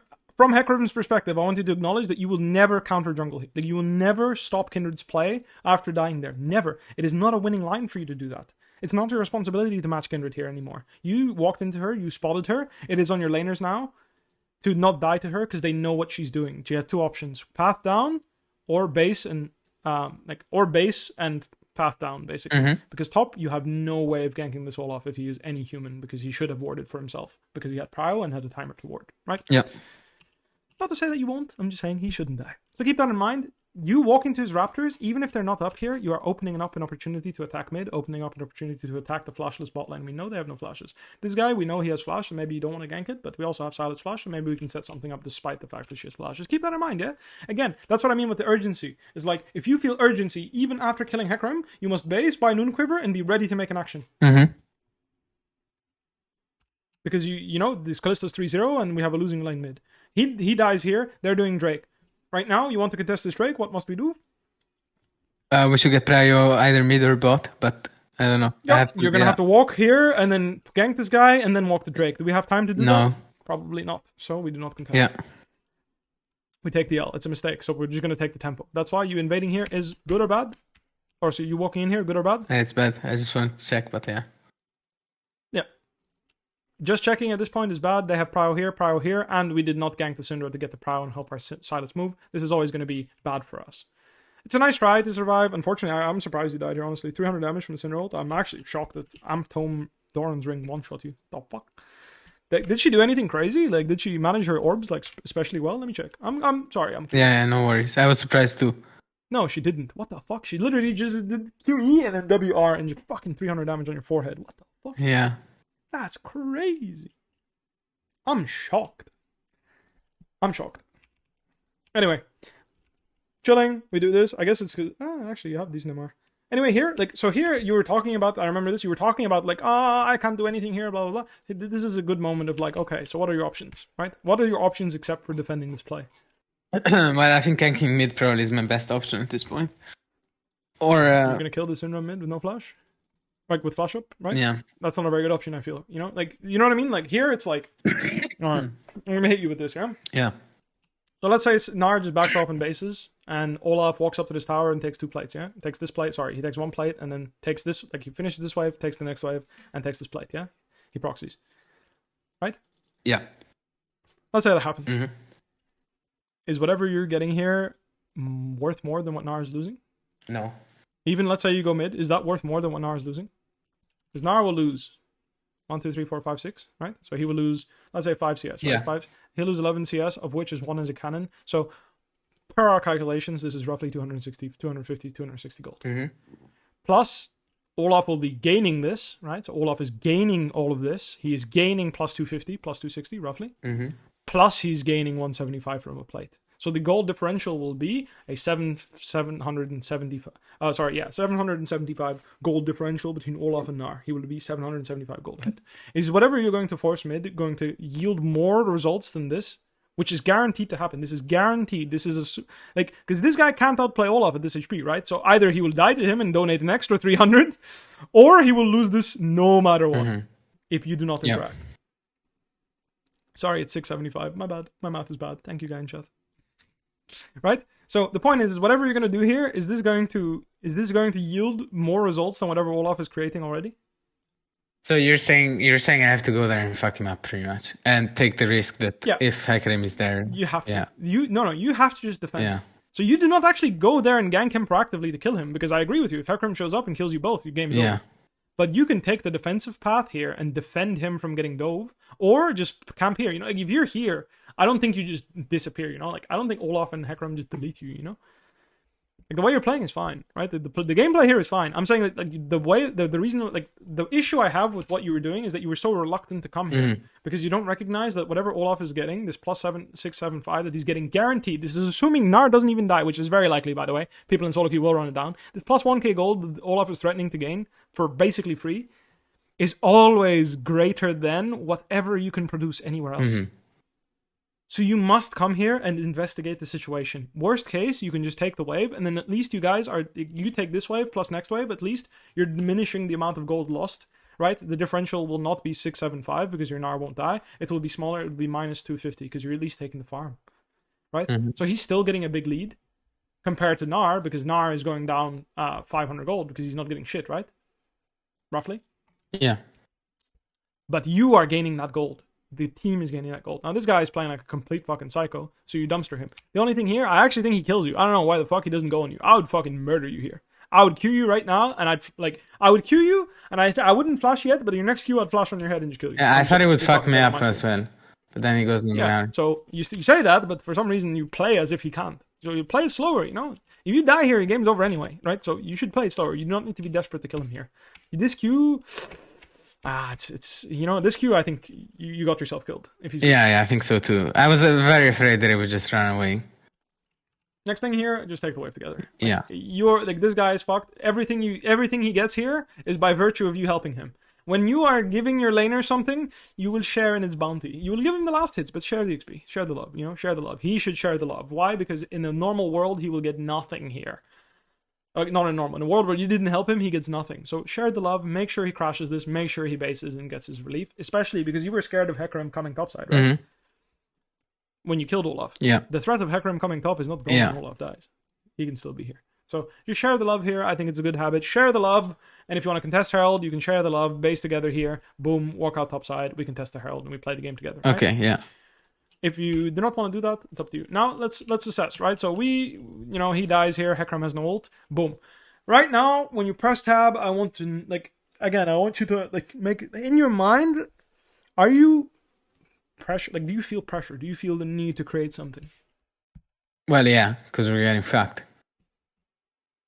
So why don't I feel that when I watch you play? When I look at your decision-making in-game, I don't feel that at all right now. You're chilling, doing the little party, right? Which is good. Yeah. You need to hit level 6, right? Yeah. But your next decision, I need to know, right now, the difference between someone that feels pressure and the difference between someone that doesn't. Show me it. What is the difference? Tell me what is the difference in decision making. You have two different options you can take in decision making. One that is feeling pressured. Yeah. One that is not feeling pressured. What is the difference? Well, if I weren't feeling pressured, I'd probably go for my Raptors and chill. If I were, I would probably back and moves, force something. Into Gromp. Yeah. Right? This is what you would do, literally, full clear, right? Yeah. If you are not, you would base into Herald, is what you say. Right? Yeah. Okay. I don't mind. Now, if you base and spend this gold, does it change how strong you are? Yeah. It does? You think this little piece of shit bow upgrade that gives you 10? You don't think so? I think the bow is sick. I love the bow. I mean, technically it makes you stronger, but is it worth the positioning? Probably. Is that recurve bow, this extra magic damage on hit, worth more than you trapping someone in this bush that face checks you? Yeah, probably not. Bingo. Mm-hmm. So, if you are pressured, why do we not base? Because the position is more valuable than the value of the gold we're spending. If you are beginning to Kraken here, by all means, go base. Yeah. But this little upgrade is not worth more than you being in a bush and having this guy face check you with no spells, or this guy face checking you after he does a camp. It is not worth it.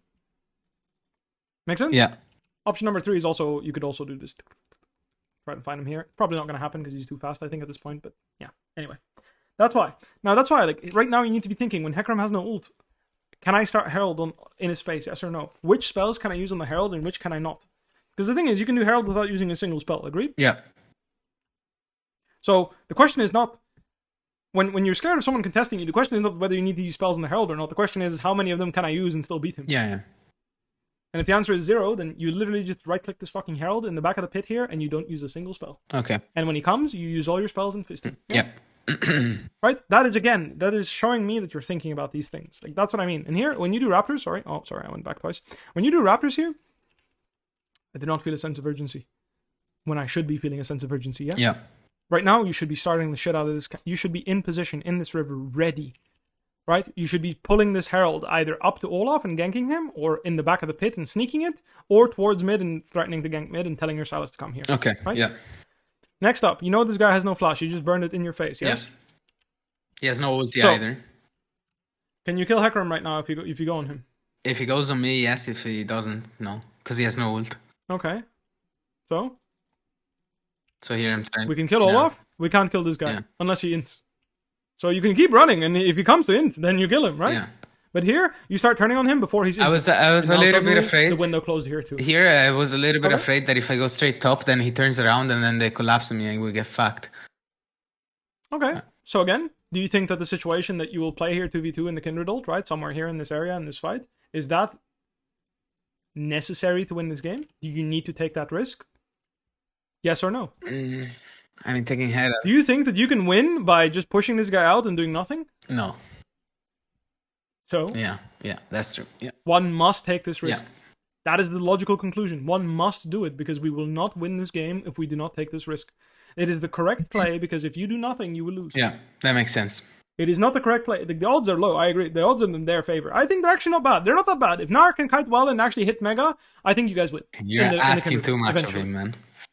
I'm asking way too much. Based on what I've seen, the guy's dog shit. But we must take the risk because the game is unfucking playable either way. I have no one to play around. There's nothing I can do. I must create things from thin air. And right now, Hecarim no ult, no ghost, no flash, no ult Olaf. This is the best thin air situation I could possibly do for. It's our best choice. Yeah, that's true. If not now, you might as well go AFK.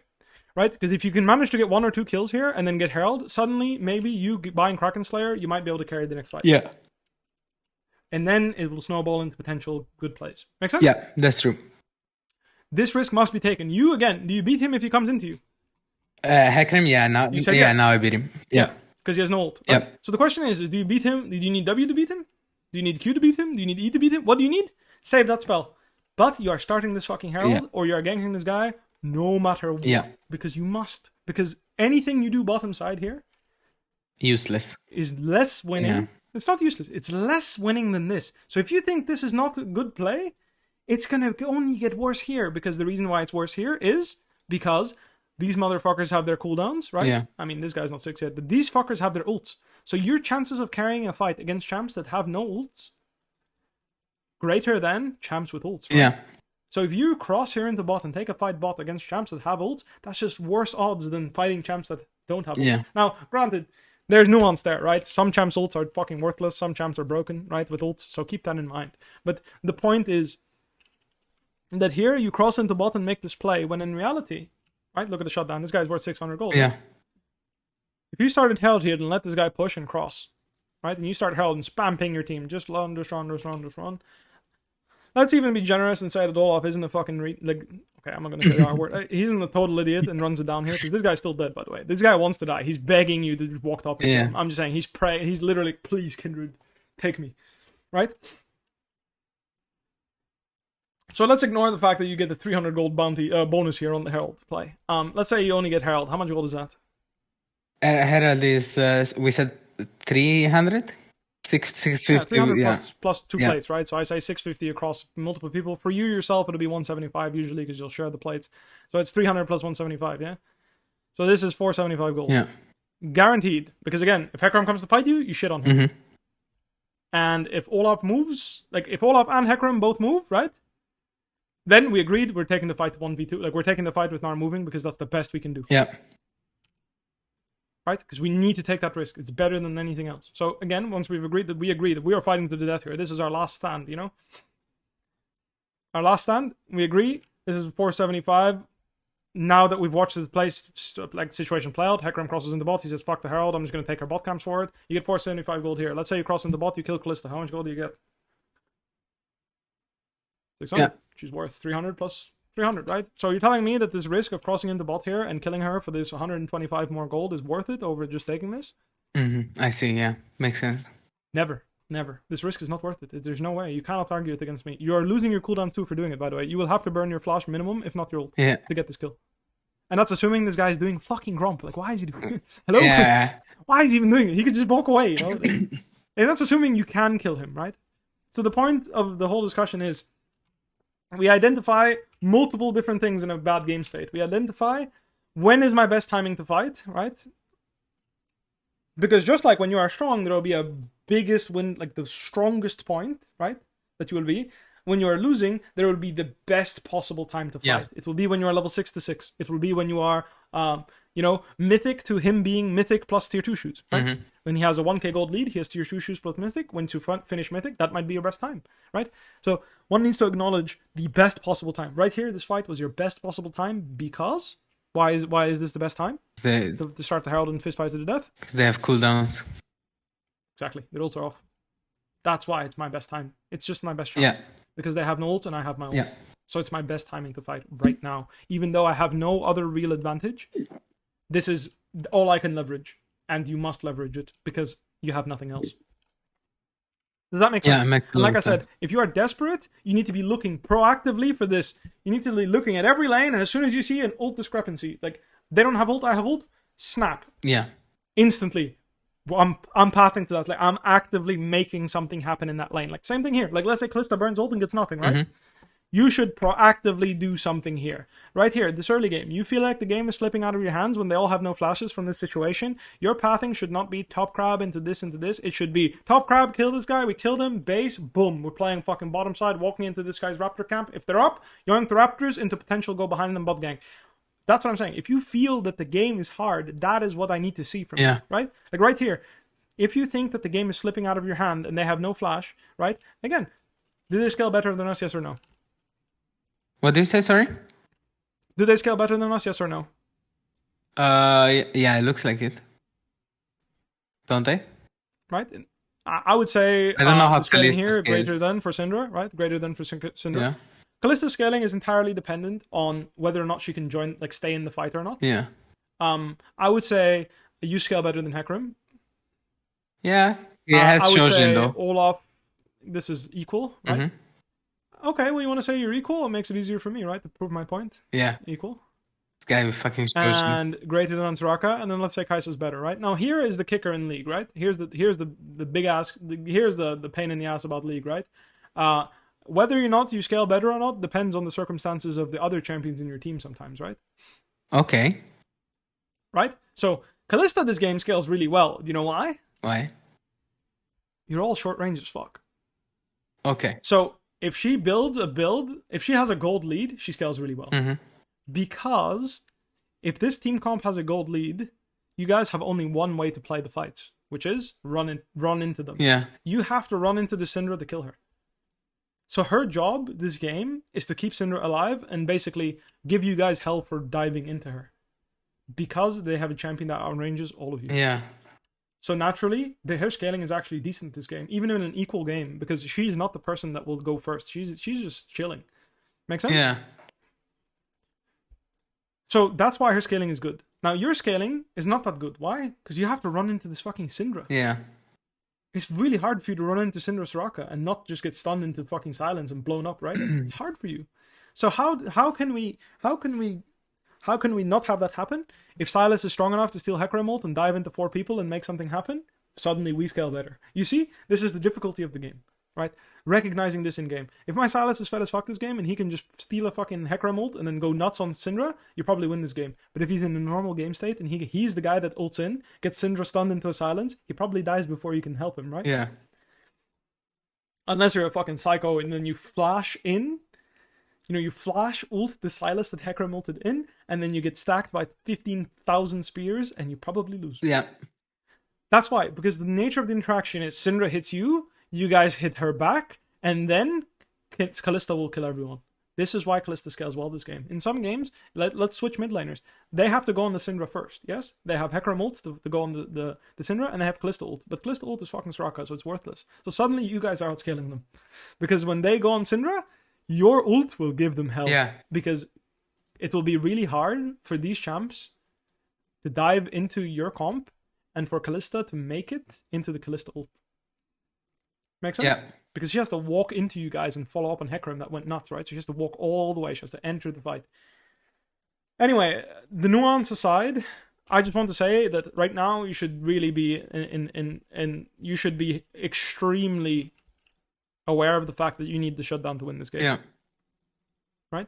I don't even, like, I want to simplify it. When there are shutdowns and they have no flashes in solo queue, I want you to make a habit out of creating timers into that guy's lane. What does this mean? Is that your pathing will end in making free time to attack this guy. Yeah. That's all I want. That is the number one thing I want. That is the short-term goal I'm setting for you. You can queue up right now. Okay. This is the short-term goal I have for you. When there's a big, there's a big important champion in the enemy team that your champ is not good against, and they have a shutdown and they have no flash, I want you to attack them. Unless they can 2v3 you or 1v2 you, then well, it blows. But my point is Kalista is good against Kindred. When Kindred is the person that has to press the R button first. Because she just stacks spears in your ult, and then obviously, she just presses rend, right? Yeah. As soon as your ult ends, she rends. Everyone in the mosh pit, she's dead. But it is only good because Syndra forces you to use ult first. Like Syndra and Hecarim combined, right? They will just burst they will stun into fear, into silence, and then either you will be saving someone that's getting fucked, and you will lose because Kalista is coming, and she will just rend everyone. Yeah. Or you are one shot without even ulting. That's why it's rough. But you see what I mean? Like right here, I'll give you the example, right? And that's a flip, right? It's a total flip. When me telling you to just base, you kill this guy here. Yeah. You base on the spot. Right now, you go to the bush, you recall right now. You recall right now, you walk out bottom side here, right? You bring a sweeper ideally, or a pink. You pink here. They have vision on you, right? Actually, fun fact, they wouldn't have vision here. But I don't expect you to be tracking that. But here, you pink here, and then either you threaten to start Drake and make him run into you again, which we agreed is good for you, right? Can you tank Drake and still beat Hecarim? No. You can't? Can I mountain Drake? So you need someone to tank Drake for you, right? So in that case, what do? We base, walk here, check his raptors, they're up, we take them, they're down, we gank someone, then start Drake. And then we just say, fuck it, we can't win this game anyway if we farmed. It's unlucky that he reversed this clear and took this, because again, he wants to do this, right? Why does he want to do this? Because bot lane is really important. He needs to defend bot lane. So he's incentivized to path towards bot, right? Yeah. This is why we take this gamble. Why do we take this gamble? Because our game is fucked if we don't. We get outscaled. It's a really rough game. If Kalista's a gold lead this game, we're going to get rolled. I mean, same with Olaf. Olaf is only useful this game if he has a gold lead. Unfortunately, our Nar found a way to completely grieve his game. Yeah. Right? So that is why decision making in jungle is so hard. This pathing is completely natural in a game where you don't need to make anything happen. But like I said, if we don't make anything happen, they scale better than us because this guy will outscale. The mid outscales, Soraka outscales, and Kalista will outscale because Kalista kind of feeds power from the other two champions because she turns into a bodyguard and her only job is to keep Syndra alive. Yeah. And when Syndra is alive, you guys get terrorized by her. Because she outranges you and just throwing spells at you. And this could be Orianna mid, right? It doesn't have to be Syndra. This could be Orianna. Orianna will piss on you guys' comp 1v5. Right? Yeah. She outranges you, all of you. If she puts a ball here and you guys have to walk in on her ball, you guys are all fucked. Victor would also piss on all of you guys. Because he's just chunking you laser after laser or stun after stun combo, Syndra combo after Syndra combo. Whatever it is. These control mages will destroy your comp because if they're ahead, we cannot dive into it. Okay. And if we are not, even if we are even, it'll be hard because you are trying to kill Syndra through Soraka and Kalista. It's hard to dive into them. Now, this is that part is that is champion discussion. That is something you'll feel when you play more, right? You'll notice it yourself. It's like, holy fuck, when I'm playing against the Fed Syndra, I can't fucking breathe. It's rough, right? Mm-hmm. She stuns me and I just die. But that is why, right? Yeah. Because of the nature of what happened in bot lane here, everyone got fucked, right? This guy got fucked, this guy got fucked, this guy got fucked, and you got fucked. You unfucked yourself because you solo killed him, right? Yeah. That doesn't change the fact that this guy's fucked. Now, this guy's fucked, what does that mean? This guy will get fed. Yeah. So if you don't stop him from getting fed, you will get outscaled this game. That's how I want your mind to work. Okay. Right? Same with bot. These guys got fucked, right? Yeah. So the only way to help, the only way to carry this game is to unfuck them by making risks, creating something. Now, if you think my champ is so strong that I don't care about this champ, I immune, for example, let's say you immune Olaf. In the sense of Olaf can be as fed as he wants to be, you will demolish him anyway. You do not need to go out of your way to unfuck your Nar, because I don't care if Olaf is fed. If I'm fed, Olaf is fed, I'll destroy him. Yeah. If Olaf is fed and I'm not fed, we're losing anyway. No. I do not need to go out of my way to help him. But just keep that in mind. Here, this game, you are extremely incentivized to attack the Kalista. And like I said, this would be the moment, right? This would be the moment where you do this crazy play, right?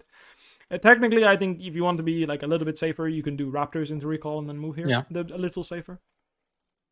That's what I would do, a middle ground. But the incentive, I would still really want to find a gank angle here on either mid or bot and force hard because Silas needs relief. He needs help, and bot lane needs help. They both need help. So I will take here. I will just skip this, and instead I will live here. Right? I will do this into walkout if I deem... Like, right now, if my Silas even could give me information, it would be so huge, right? Like, if you spam ping your Silas ward here, and he can ward for you here, my lord, suddenly you can make exactly the decision you need to make to win this game. Okay. Right? So, finding help. But that's not what I care about as much, telling your teammates what to do. What I really care about is that you identify where we need to help people. Because you will have timers. Yeah. Agreed, right? Yeah. The matter is of where we are going to spend them. All right, fantastic. Directly into the next game. Beautiful. Hell yeah. Love that. Now, I don't know actually the top matchup. I think mid he obviously gets destroyed up until he doesn't anymore. That would be in a long time, I think. But top, I'm actually not sure how they interact. Okay. Basically, levels 1 to 3, Yon wins, and then Jax takes a steaming hot poopy on his forehead. Okay. Unless Yon is like way better than Jax, then it's playable. But he needs to be not way better, but he needs honestly he needs to be pretty much just better. So it's a pretty rough matchup. Oh, my bad. I'm sorry about the camera, like the drawings. That is life. I will fix it for the next. I'll move my camera for the next thingy. I'll move my camera. Sorry. All right. So again, like right now, your brain should be cooking. You know, like so. Okay. We press tab, right? So hold tab for me and I'll run through what I'm thinking. Yeah. Right? So I'm thinking right now, bot lane matchup, that's a total fucking wild card. I don't know what the fuck is going to happen there, but I know that if Bard has no flash, she's kind of a free kill for me if I have flash. Ezreal will be harder to kill, but I'm down. If nothing happens anywhere else, I'm down to burn my flash to get 400 gold in that guy's forehead. If not, killing mid is huge, because my mid laner will start winning if I kill mid. So if I can level 3 gank this guy and kill him, great. 4 gank, 5 gank, doesn't matter. Like, if I kill Rumble, it's huge for the game, because my Cassidy will get unleashed. Like, he will start winning the matchup, which is huge. Top matchup, I think it's hard for me to gank, but I'll be opportunistic. If I can help Yon survive, good. If I can help Yon get kills, also good. Yeah. Right? So this game, you're being opportunistic. You're using your timings into top, unless top is disastrous, and then we'll try to gank Bard. We'll try to get something going bot. But for the most part, we are opportunistic this game. No angles are free. There's nothing like clear to play for. So we are just going to make sure that we have an efficient clear, and we are only going to leave our jungle on high percentage plays. Yeah. Because it's just unlikely that anything happens by nature, that our champs are just scaling, doing their own thing.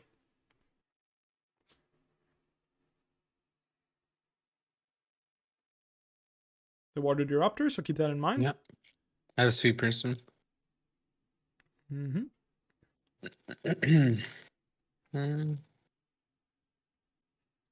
Like if you wanted to gank, you could have. But again, I'm not sure that would have been necessarily a good idea. I'm just saying you could have ganked from bottom side on the Rumble there because you warded your top side. Here also after red, you can also look for a gank. Yeah. Like that's what I mean being opportunistic, you know? Like really take some time to look at the mid wave. Because you're taking information very quickly, but really look at mid mostly. Because right now top, it does not matter as much as mid. Your top is surviving, the way it's bouncing into him, he can just scale. Really what is super spicy is the mid lane situation. If you can, not spicy, sorry, but like neither lane is spicy, so that's why you should pick the most valuable lane to gank, which would be mid in this case. Now, what you're doing is totally good. I like what you're doing. Stay in fog. It's really good. I don't think I can do much top. That's fine. Then we'll go Raptors into recall. It's okay. Yeah. It's not an issue. Again, can you loop around and gank mid here? Is that an angle? Probably not. Sejuani will gank the counter, right? So here, just sweep his ward and clear the camp in the meanwhile. We're chilling. No stress. We can give her 2 crabs. It doesn't matter. 2 crabs don't matter. Yeah. What matters this game is not advantages in jungle. It doesn't matter. You getting 2 crabs, her getting 2 crabs, doesn't make any difference. But you ganking mid, huge difference. Look at mid. Right? Look how healthy is Rumble. I didn't see. Okay. No, okay. Let's just he has base TP, right? So we're chill. We can just recall here. Buy double longsword and let's walk out.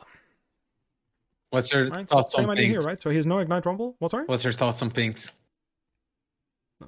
Good if you know how to use them. If you don't know how to use them, they're worthless. I think you're okay with using them, so it's fine. You can buy them if you want. For the most part, buying 1 is fine. Never buy 2. So here she did double crab. Now her tempo is delayed. She pathed into top because we saw her crossing mid over a ward. That means right now your Grump is respawning. Her bot camp is respawning. Yeah. Her Krogs. Do you want to attack Krogs? Probably not. Too risky. Too deep, right? So here I would do Grump into her Raptors personally. Yeah. Right? I just want to see if they have. Yeah, they have a ward. So they even saw me. Okay, that's fine. Yeah, you could have looked for a gank bot. I'm fine with that. So here I would do Grump into her Raptors because the tempo she used into second crab is tempo that she will have to give up to do her golems now. So right now you do this, you tunnel over into her Raptor area, and we will fight there. If we can manage to chunk the Rumble there, that's also super valuable, right? Super, super valuable. So here she has a choice: take bad tempo or look to lose the tempo from the crab or thingy. Rumble is moving, so we can look to gank him here. He wards. Careful, he can one shot you. Oh yeah, be careful. All good. We got Sejuani flash, not the end of the world. All right, let's press tab. So that's right. So there. Yeah, because we wasted a lot of time moving. Like, I think if we insta-did Grump into her Raptors, we could have done it. Also, I think she had a ward in River, maybe. Either way, not the end of the world. Because Sejuani flash, traded our flashes. Also, you created an opportunity to potentially attack Rumble here. Yeah. Right? So, again, good play by Sejuani, but not the end of the world. You are making proactive plays around the lane that you want to be playing around, and that's what matters. Use the timing into mid. Was it good? No. Not this time. Maybe next time it'll be better, though. But again, being around mid and helping this guy breathe is huge. Your bot lane 1 and your top lane 1, I think. No? Yeah. Big. Nice. So here, on this reset, we're probably not going to be able to do anything proactive, right? Yeah, I'm a little lower in Sejuani's top. Look at top situation. Can Jax come top and then freeze with Sejuani's help? Yes or no? And then also, like, can I counter gank that? How do I play that if that happens, right? Think about that. Yeah. Like right now, you can gank Jax if you tunnel in after he EQs, right? Before that, it's worthless. So think about that as well. Yeah, I think I just want to reset because I think he just one-shots me.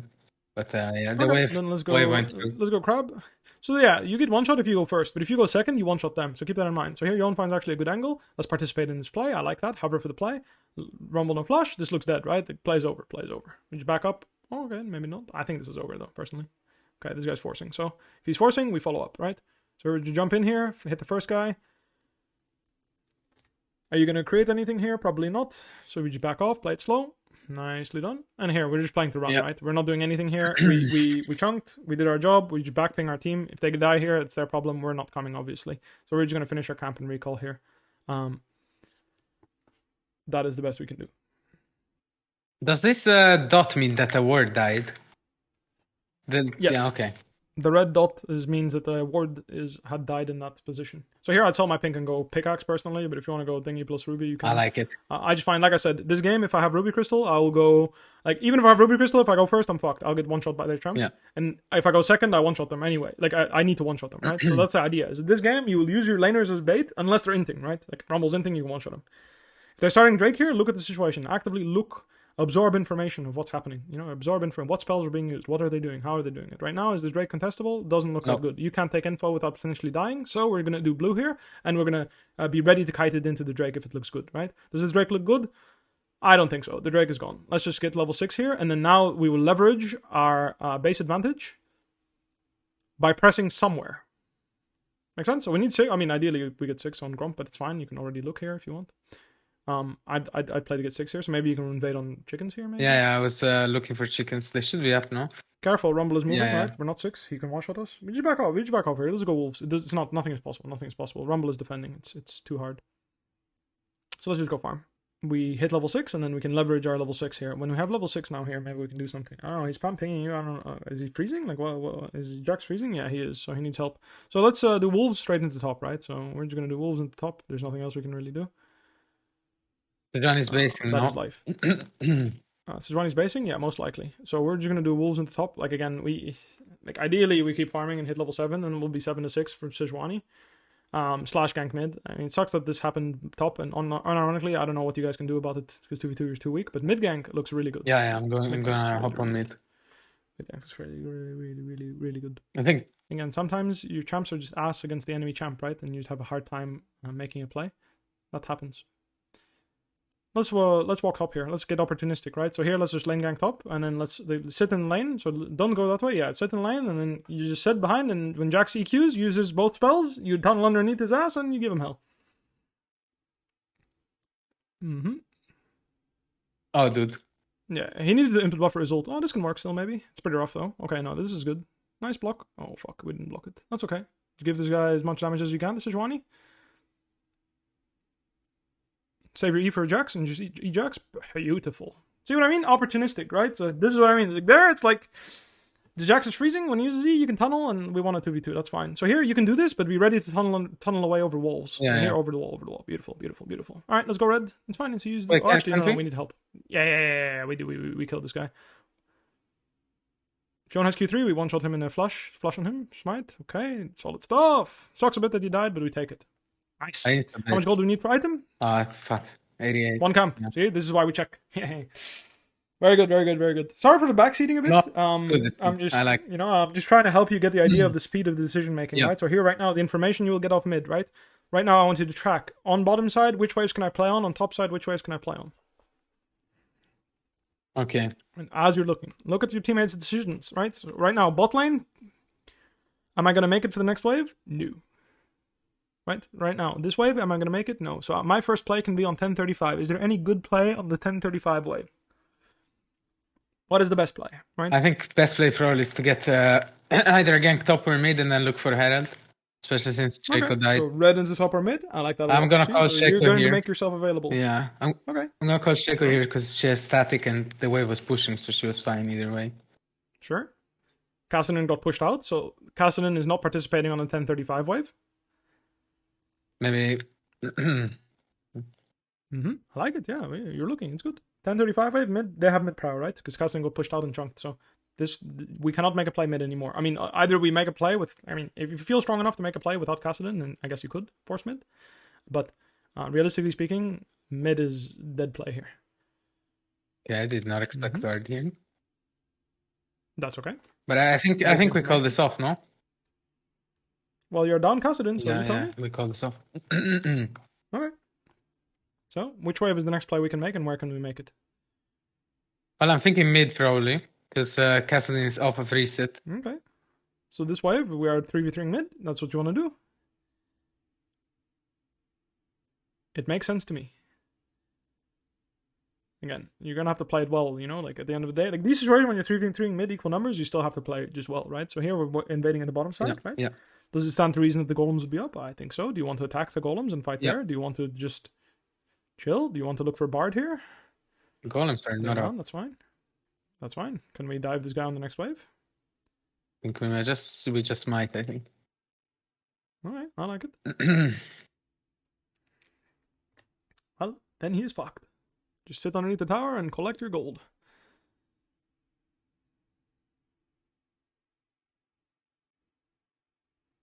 Nice job. Can we ult on this guy and kill him? Maybe. I think. Oh, okay. We can't anymore. I think Bard is. Oh, sorry. Rumble is coming now. I mean, okay. Well, fuck it. Alright. Is Rumble coming? Absolutely. Yeah. Is he ulting on our heads? Absolutely. So, do we do Drake here? Yes or no? Yeah, we can. Like we have mid prio. The guys are dead. Yeah. 2 people are dead. So again, Bard use Splash, okay? So the next step of this is also track summoner spells, because that's going to help you make like easy plays, right? No sums? Easy plays.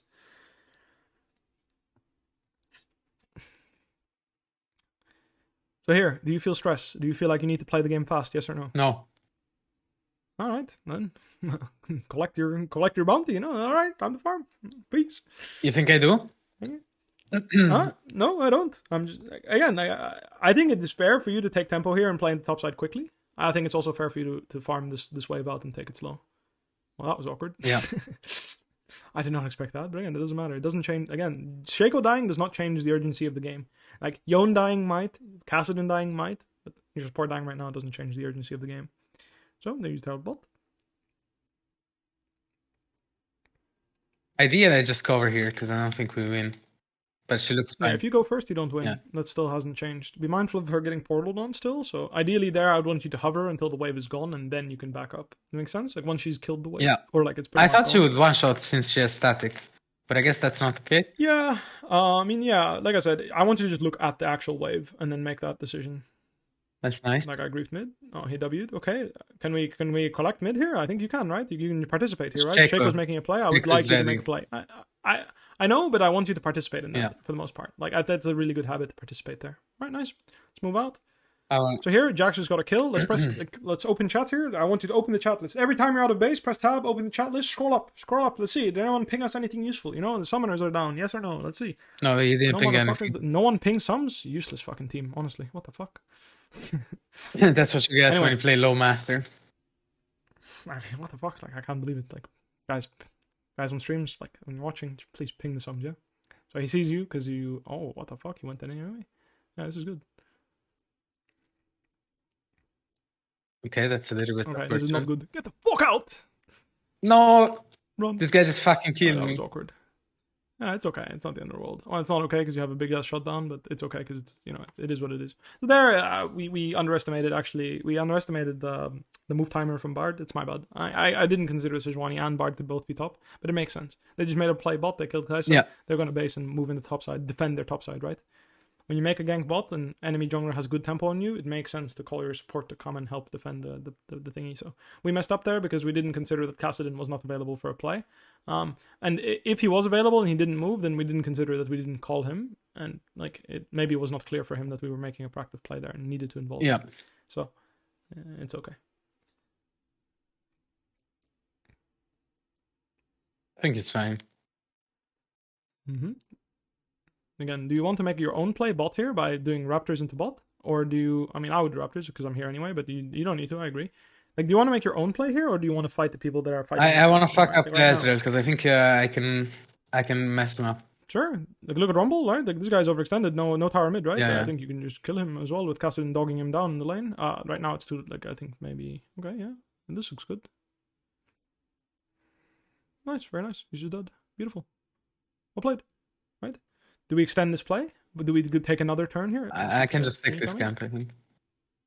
So I see Bard and Ezreal bot. Yeah, they're both low though. So do we extend the turn and keep going? Keep digging for more? I think so. No. I don't want to do it. Sure. Small thing there. I think you could have killed Bard and then maybe killed Ezreal if you just unborrowed and smite Ard. Oh yeah, that's because you would have seen the thingy. Yeah. Yeah, I'm missing some mechanics on this champion. That's okay, don't worry. That's a small thing. Honestly, I don't know if I would have spotted it myself if I were playing. It's just easier to see when I'm watching, right?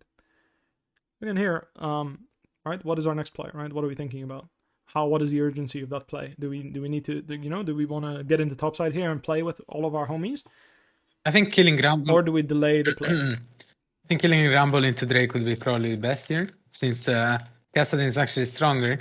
And I think Rumble has no flash, if I remember correctly. All right. We think that, but we don't know, right? So keep that in mind. Yeah, if you don't know, don't assume. That's usually... I've never gone wrong by assuming they have flash when they don't. But sometimes I bait myself by saying they do, and then they don't. This looks like a free kill if I ever seen Sorry, it. they don't, and then they do. No, take it. Nice. I like this point. Nice. Well played. Check the timers, right? Check the timers. Is pushing out bot better? Is running to Herald and doing Herald and then doing Drake better? Like, I probably just do this, right? Natural stuff. Natural stuff.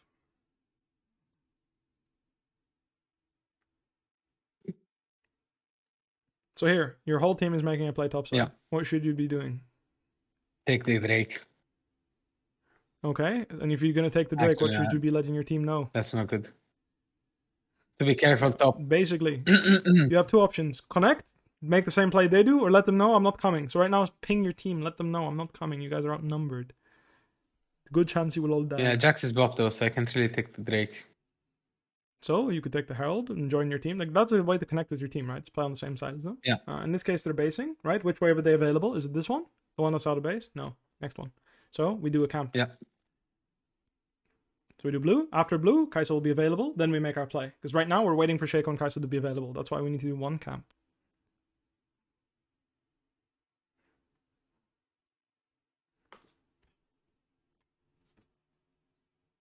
Hover first. I like it. Good habit. That's a Mephisto thing, I'm sure. Yeah. I'm not as strict on it. But I like it. Alright. Use a stun. After stun, our turn. I like that. Good.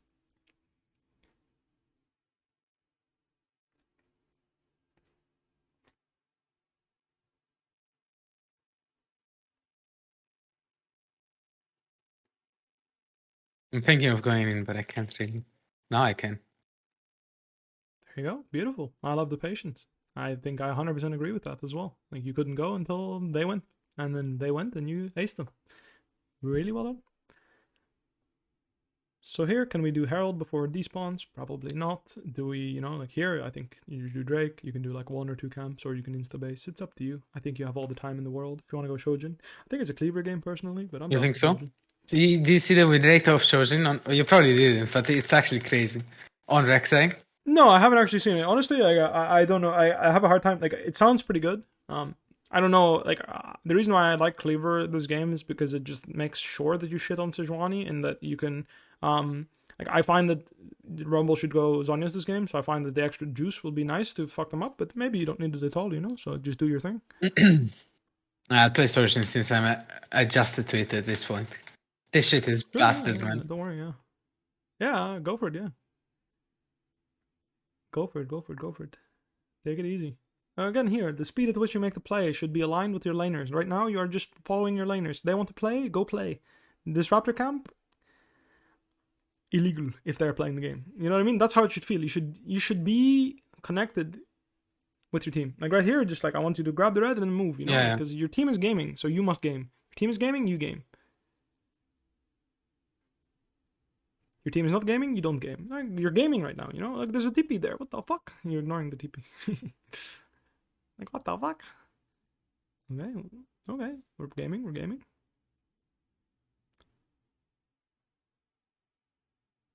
Really good. We're gaming. Oh, nice bait.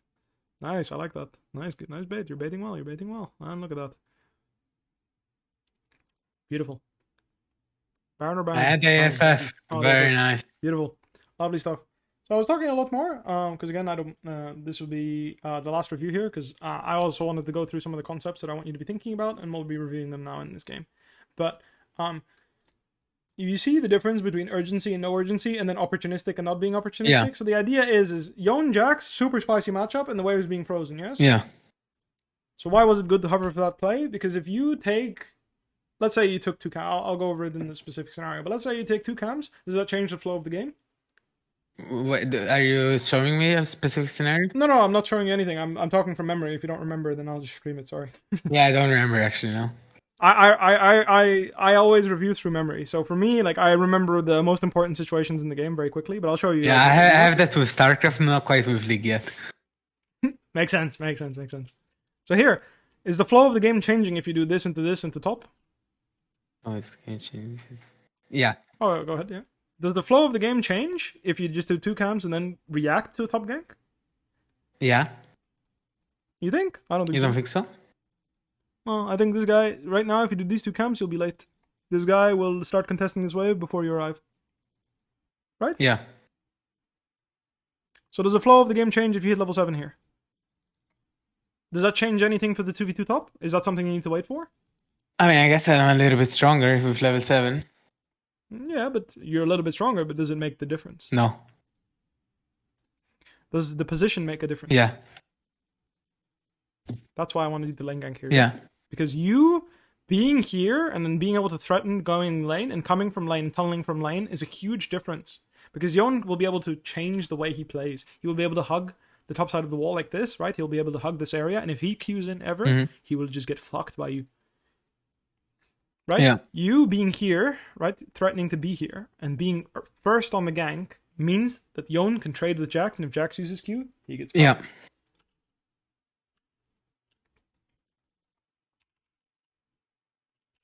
See? You being here is a big difference.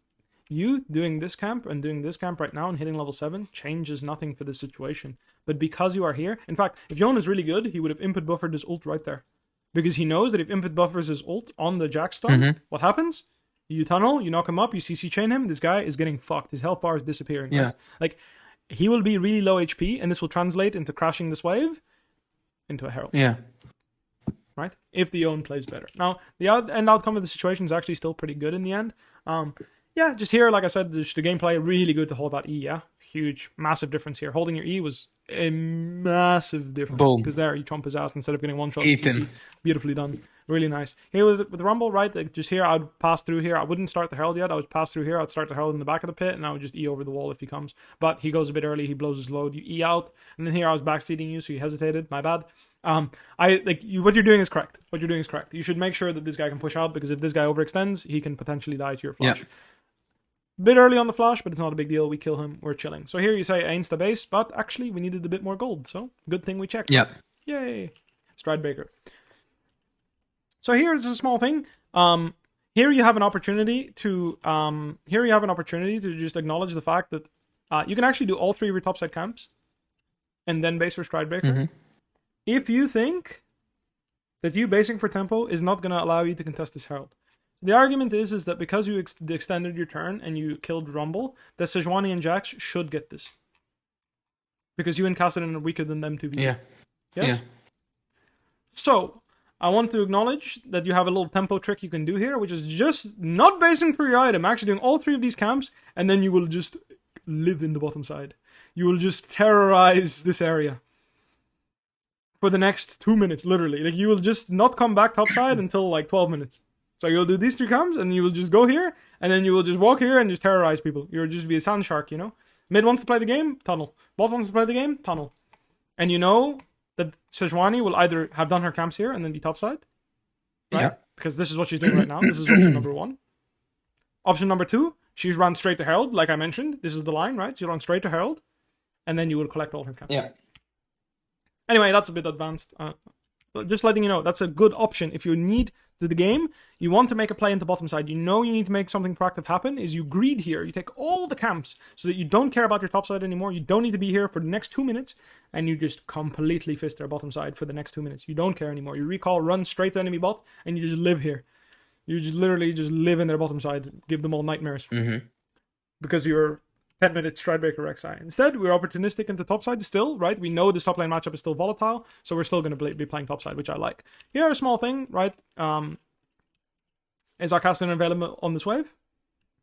Is Kassadin, what do you say? Kassadin? Available? Is he available on this no. wave? Can we contest? No. This wave, he cannot contest. Yeah. Next wave, can he contest? Yeah, maybe.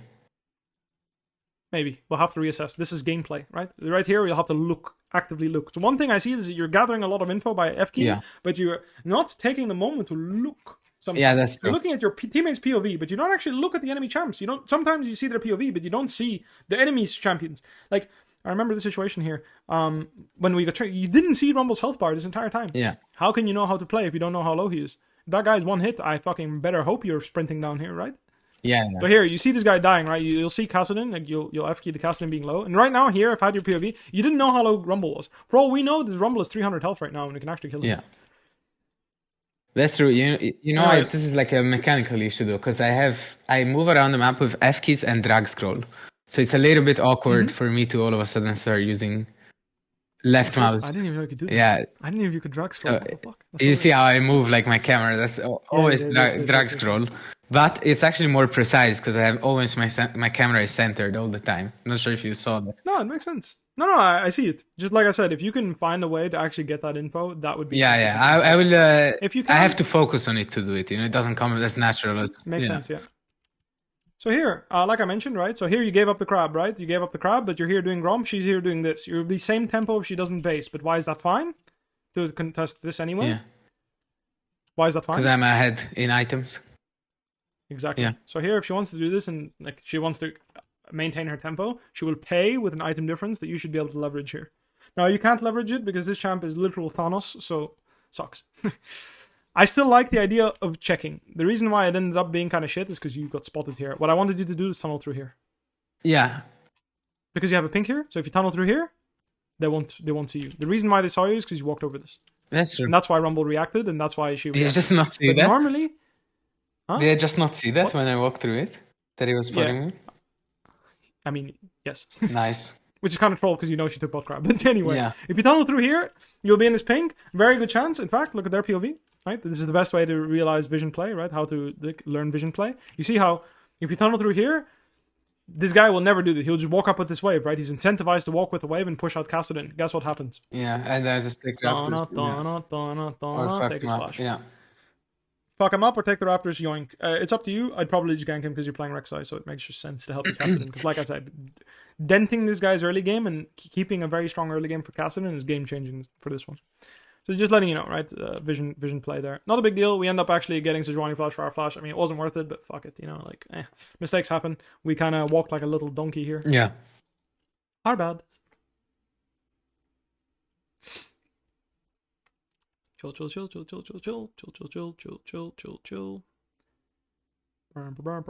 Farming. Again, we're opportunistic. Here, you participate in the fight. We tried our best to stop our teammates from inting. If they int anyway, so be it. Moving into bottom side. Again, same situation with the Drake. Is this a good Drake to contest? Yes or no? Nah. Well, We need information to know. And no one is giving us information. If you walk here, what happens to you? I just get popped. You get fucking stunned into a wall and fisted. You can input buffer E out, but do you get any meaningful information? Probably Yeah, not. no. Rumble is still really strong. Ezreal is here quite strong. Like, they're just having a way better position than us, and it's hard for us to connect, right? Like, people are just disconnected as hell. So Rumble can 1v1 this guy, and these guys can 2v3 you and Shaco. Meanwhile, Kai'Sa's trying to get in, and it's just a mess. Yeah. So instead of doing this whole mess, what did we do? We hit level 6 ASAP and then make our own play. That's what I want you to do, okay? You need 2 camps to hit 6 here, so I want you to hit 6 and then make your own play. So here, just make sure that you're identifying that for you, because you have this information, right? So you see from your POV here, you have the information that the enemy team did Drake, that Rumble is stronger, and you know actually that she's 6 on Sejuani. Now, she's low, but keep in mind, again, Thanos, he's coming to stop you from invading. I'm not gonna lie, this is one of the most frustrating champs in the game for this reason when you're playing against Rumble mid, especially when you don't have a Rumble mid. Like, junglers lose their fucking minds. I applaud your patience. But I know, like, I've played with some, like, I'll just name it, but, like, I've played with Selfmade in the past, and, like, whenever this happened, he would fucking mold, you know? Like, he would lose it. Yeah. I can never do anything early game. Like, first 15 minutes of the game, Rumble just walks anywhere he wants and swings his dick around. Nothing you can do about it. Just fucking does whatever the fuck he wants and always wins every skirmish. You know, I don't even know what he actually does. I know that he throws some stuff at me and flames and he one-shots people. I mean, this is one spell, okay? Like, this Danger Zone is something he can maintain at 100% of uptime. So, yeah. He does 500 damage at level 7 Jesus with Christ. one spell. Roughly. Even more. And then his base damage here is 36 plus 6% max health damage, and he has 77% attack speed. So every auto attack, when he's on overheat, he does literally like 100 fucking damage. And then the base damage on this is also 100 and something, and he has 2 stacks. And obviously the base damage on this ult is also disgusting. So basically this champ is just Thanos. That's why I said, like, Rumble is Thanos. This champion hits you for 2 seconds when he's overheat, he will one-shot you.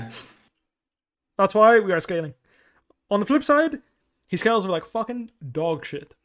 But anyway, like I mentioned, just to identify why this play is good. Why? First and foremost, number one reason making a top play right now is good is because Thanos is disabled.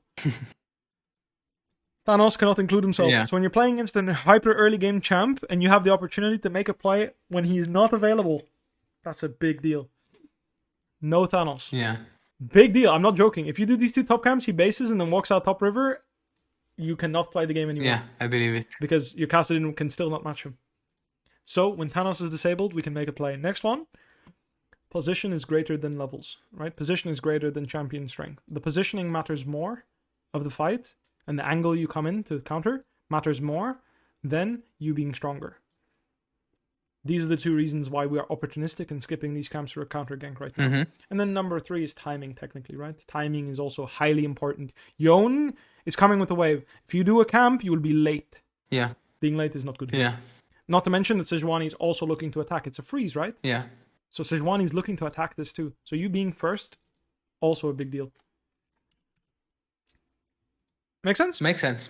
These are the 3 reasons. Timing, enemy early game champ can't be here, and the positioning is too important. Being here in the right position matters more. Like, the Jax even played it well, honestly. Like I said, he would have gotten fucked anyway, because Yone should input buffer his ult, in my opinion, there. I think near the end of his Counter-Strike, you know? And then you can tunnel, knock him up, and you guys will probably kill him. But anyway, really good. And then here, this guy took like an trade mid into, like, he's an early game champ, he roams, dies, casting is taking plates, enemy Nexus is exploding in front of our eyes right now, you know? Like, they're fucked. Like, this is just BG for them, you know? Like, their strongest member just came top to trade 3 for 1. Meanwhile, he's getting outscaled by this fucker. The game is just doomed. Like I said here, if you are feeling urgency, I'll remind you, you can, if you're feeling urgency, you can base and make a play, right? Base and move out somewhere topside. Like, move out to somewhere that you can make a play, right? Either contest Herald or walk into our bottom side. You can definitely attack these camps, right? You can attack these camps and make your own play bot. Question is, you killed her, you made an extra, you extended your play, your tempo is bad. When your tempo is bad, I want you to think one of 2 things. Give a play back and make my own play, or try to counter the plays they're making right now. Does that make sense? So here, am I countering Sejuani's play by coming late and trying to counter it? Or do I make my own play and create my own tempo to make my own play? It is up to you. In this case, Kassadin doesn't give you an option. Because he's Literally seppukuing his own tempo to Based God. get fucked by Bard on chickens. Literally. He fucked his own tempo to do nothing. So you don't really have a choice. You can only take tempo. Yeah. Or opportunistic gank, right? Which is like, well, here you're hovering, right? You're saying, I'm coming, you're paying on the way, which is good, right? I'm just saying. He killed your options. So now you only have one choice, which is do opportunistic. So you tunneling in here, good or bad? Going here, bad. Yeah. Yeah, because this guy is absolute negative tempo. Yeah. That's so the only thing you can do is do this and opportunistically gank either top or mid, or make your own tempo into bot, right?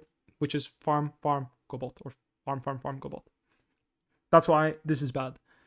Because this guy is completely worthless. If this guy was strong and could match Rumble right now, they're trading, they're exchanging. This guy this guy pushed out Jax. This tunnel would be very good. Because you're actively buying time, you're looking for something. Oh, sorry, not tunnel. The tunnel would be bad because then you die. Yeah. But the blast cone is cool because you can tunnel out for clarity, right? So keep that in mind. So again, to reiterate, when you have good tempo.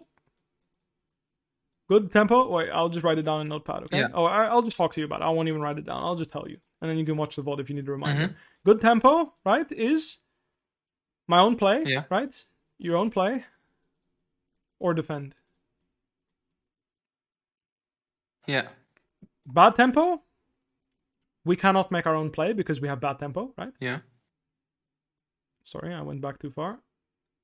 We cannot make our own play, but we can create tempo, right? We can sack whatever the play is that they're making to make our own tempo or defend. Defending in bad tempo, right? Yeah. So you can still defend in bad tempo. You're alive late to the party. Now you'll have to make a judgment call whether or not that matters.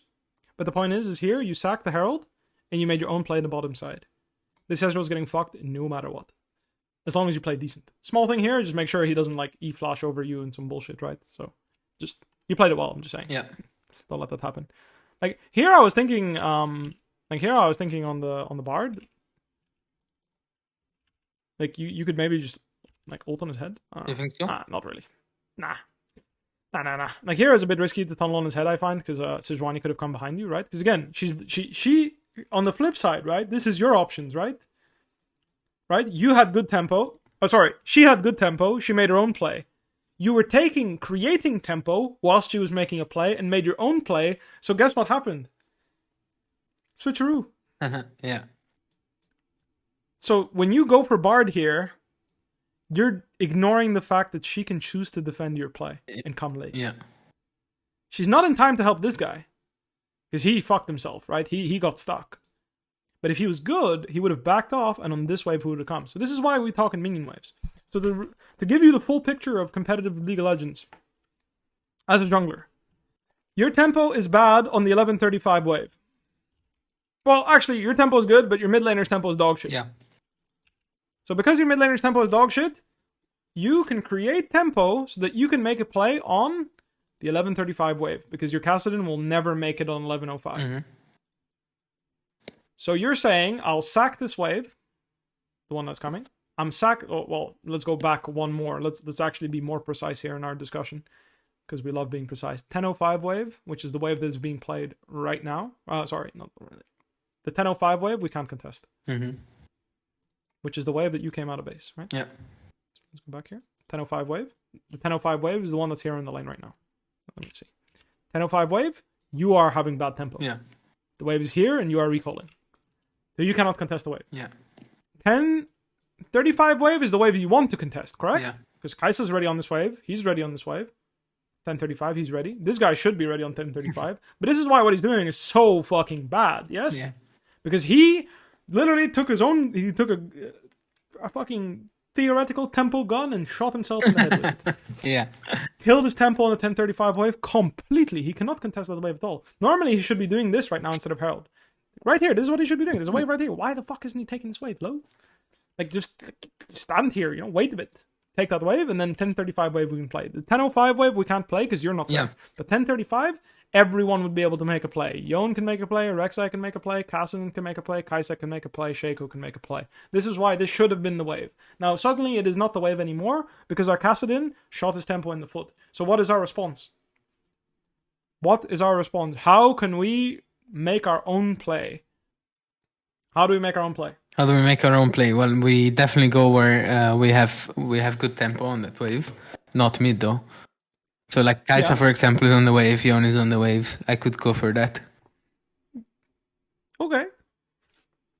So what you do is you create your own tempo by doing the camps. Meanwhile, you're power farming camps whilst they make their play. So you establish that they're making a play. You get information on this, and as soon as you get the info, you go and get tempo. Because the idea is that he's doing Herald. Yeah. You're doing camps. He needs to choose between doing camps or matching you. Yeah. Make sense? Yeah.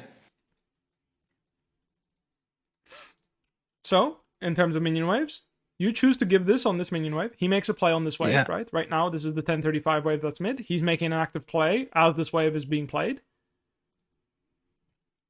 1105 wave. This is where we're looking to make a play. Yeah. Make sense? Yeah. Now, actually, we can't even make a play on the 1105 wave because our Kassadin's tempo is so bad. Because he even stayed for a wave after breaking his tempo and ruining it. We don't even play on this wave. We actually play on the 1135 wave. Yeah. Because now finally our Kassadin is available. And you say that you don't want to make a play with mid, right? Yeah. And if you could, I would love that. But mid is fucking broken. So mid is involved in every single play all the time. Okay. Always. That's why mid is broken. Because mid must be involved. Because mid is in the middle. He's in the middle. Yeah. It's less bad than it used to be because you can take the waves before mid laner can move. But including your mid laner is just broken. It just inherently is. Right? Why can you do this? Because Rumble is bad tempo and Kassadin has good tempo. Yeah, that's true. Right? Like, you can do all of this. I mean, technically you can do this because you see Sejuani top and your Yon's making a play. Technically, right? He's just making plays, right? He's winning, which is great, right? Woo, right? So you can do this because you see Sejuani, but you could also just cast it instead of doing this and hovering top. What he should be doing is hovering you, and then even if Sejuani is here in Rumble, you guys will just 2v2 crap on them. Yeah. So again, the reason why you could make this play is because in these last two waves, you have just completely sacked your tempo. Your Kassadin completely sacked his tempo, and you just made tempo. You kept farming as you were waiting on Kassadin. Kassadin's available, you make your own play. Make sense? Yeah. Man, this is so if you wanted to play the game faster, let me ask you here. If you just skip your top camps and run straight bot on the 1035 wave, for example, like 1035 is the first wave you can play the game. Let's say you say, fuck it. I run straight into bot lane. Yeah. Can you make a play on the 1035 wave, yes or no? Yeah, we can. If Kai'Sa wants to slow push this, yes. If Kai'Sa wants to slow, she has Shiv, but still, I think she can slow down a little bit. But the point is like, right now, you could be fucking bulldozing in here and pressuring on this wave and pressuring on this wave. Yeah, yeah. Right? And that's the idea. This is how you can identify, should I be playing faster or slower, is you look at which waves that your teammates are playing the game and whether or not you should be playing faster or slower. Like, Kai'Sa's been playing this entire time, still gaming. Now she's playing safe, which is actually, I think it's kind of bad. She saw that they were heroes too. She should have kept gassing, I think. Like, right now, she should be gassing gassing as in she should be hitting this tower, you know? Yeah. She doesn't need to hover for this because you guys are having good tempo. But anyway, here, enemy has negative tempo, right? On Sejuani, which is why you can look for this play. Yeah. Now, the Ezreal play, fantastic. Love it. You know for a fact you can't be there. The Bard play, you're playing in the edge a little bit, right? Yeah. That's true. But that's fine. So here, again, do you feel stressed? Yes or no? No. Right? Yeah. You need to create tempo right now. How do you create tempo after you make a play? So you were making a play and she's farming, yes? Yeah. So how can you create tempo? And play on the next wave. But Exactly. You immediately play. You just recall and say, fuck this. I don't care about any of this. Instantly make another play and match Sejuani. Normally, however, one does not do that. One makes a play and then rewards himself by farming and then regains his tempo. He regains tempo by farming his own camps. So you will not be available on this wave, right? 1305. Yeah. 1235, you did Drake. 1305, we farm. Yeah. And then depending on how much you farm, you will either be available on the 1335 wave or the 1405 wave. Yeah. How much you slow the game down is extremely important to understand, and like why that is good. Here, you hovering for this is slowing the game down for one more wave. You will not be available in the 1335 wave, right? You hovering means you are defending on this wave. You are defending on this. You are defending this wave, which means you will not make it to make a play on this wave. So it's like really weird in League where like the wave that spawns is really the wave that you're thinking about. It is not the wave that is currently on your screen that you are playing on. It is the wave that you are coming from base, because you as a jungler must leave your jungle and make it to the wave, right? Yeah. There's travel time involved. You need to be able to walk there and do something. Mm-hmm. So you are looking at this, not looking at this. This you can't interact with. By the time you get here, it's gone, right? Yeah. The wave is gone or the fight is over. This is ahead of time. I will have time to come and participate. So this is what you're really looking at. So here, again, we delayed our tempo to defend. And now we're saying, no more delaying, 1405, I'm PvPing. And look at you, fucking Shark Tank, I don't know what the fuck they call it, you're fucking bulldozer, exactly. You see, like, fuck this camp, that's why I said, fuck this shit, right? Like, you done your farming, you done your defending, the bulldozer is ready, you're fucking bulldozing into enemy jungle, let's fucking fist fight. I'm ready to go, 1405, we're going. We're going, with fist fight 1405. Oh, fuck, Bard had good tempo, we got fucked. Blows. Rewind. Why did we get fucked? Because again, in your terms, this was a great play. I loved it. Exactly what you did. I loved it. And one of my favorite things that I see is when junglers do this is eat up, make good tempo, and then skip the camps on the same side, because you can't lose the camps on the same side unless you're snoozing at the wheel, right? Yeah. Unless this guy is a fucking ninja. You can always come back and take this after you've gamed. Right? Yeah. Right now, it's time to game. Why did we get fucked? Let's go full screen and understand why did we get fucked. Let's look at Shaco's situation. Why is his tempo terrible? Why is this guy having shit tempo? Because he's bored. Literally. He's bored. He's doing bot wave. He thinks his job is farming creeps. What a beast. Right? This is why you got fucked here. Because this guy's bored. Right? This guy, good tempo. Good. He TP'd into late. This guy TP'd into mid. Good tempo. Right? They use TP to fix their tempo. Yeah. You should have had Shaco conga lining in with you. And then here, this guy should be pushing the wave and instantly whoosh, sprinting in here. If Shaco is participating in this fight, Kassadin starts hovering. Is this fight good or bad? If Kassadin is here, this is a wipe. Well, I'm saying Kassadin is not here, he's coming. Yeah. If Shaco is here. Yes, if Shaco is here, it's a good yeah, fight? it's a good fight. Shaco is here, you're buying time for Kassadin, is it a good or bad fight? Yeah, it's a good fight. This is the beauty of the game. It will depend on the champions and the way they are playing. Yeah. That is why people love watching, because I can't say, if you misplay here, you will get eaten and you will get shit on before Kassadin arrives and it'll be a shit fight. If you play well, you buy time, you kite them, Kassadin will arrive, cavalry will come and you will feast on them and they will all get demolished. Normally this should be a good fight as long as you know that you're buying time for Kassadin. This is the intent. You fight this with the intent that you know Kassadin is coming first, so we are waiting for him. Because he TP'd for tempo. So he matched recall with Rumble, right? They matched recall here, maybe? Yeah. Right? Both of them are in... actually, Rumble died even better. So you know he has better tempo. Yeah. We know he's in gray screen, right? So we know on this wave Rumble is going to be second because Kassadin TPs. We know Rumble is late. So we are going to always be fighting this with buying time. We're buying time. Now, normally our Shaco should be here. Now, again, we are human. He made a mistake. I don't think that this guy is particularly trying to into by taking this bot wave. He was just trying to be opportunistic and kill this guy and take bot wave. It turned out he made a mistake. So we should compensate and not invade here because he fucked up. Yeah. And we are going to get outnumbered here, and this is just not a good fight. It sucks for you, because you don't get to make your play on better tempo, and you can't attack these camps, right? Mm-hmm. But it is better to play with your teammates than without. So one here must play slower. So let's just finish off the session here by looking at the last few waves, and whether it makes sense when we're attacking and how we're attacking, right? So here, we just died. When you die, your tempo is shit. Why is your tempo shit? Because you didn't farm anything, right? So your tempo is shit. So what do you do here? This Sejuani was dicking around with Kassadin. Yeah. So because she was dicking around with Kassadin, instead of farming our camps, we're just gonna farm her camps. That's different, right? You're not you are making tempo by this is it's like a tempo hack, right? It's like you don't need to farm your own camps because you can just do hers instead and make a play whilst farming hers. So really good. Also, sometimes you don't need to have good you don't need to farm anymore. Yeah. You have infinite tempo, because anywhere you go, you see a champ, you tunnel underneath him, you one-shot him. You don't care, at this point, fuck it, I can kill everyone. I don't need this fucking raptor camp to kill someone right now. I don't need to farm anymore, right? Just keep in mind that if you don't farm for 10 minutes, then suddenly people are going to be much stronger than you. So keep that in mind, right? So don't always do this, but sometimes you can just speed it up. Here you had the notion that Sejuani has an ult, they've been fighting, her tempo's bad, I'm just going to invade her and take her camps. That's a good way of using, of creating tempo as well, right? Instead of doing your own camps, doing their camps. Like I mentioned, small thing here, but unborrow here and just smite him into R, he's just dead, no counterplay. If he self-ults, he's still dead, because we know he has no flash. I believe, actually, I don't know if he has no flash, but anyway, I think that's a small gameplay thing. Yeah.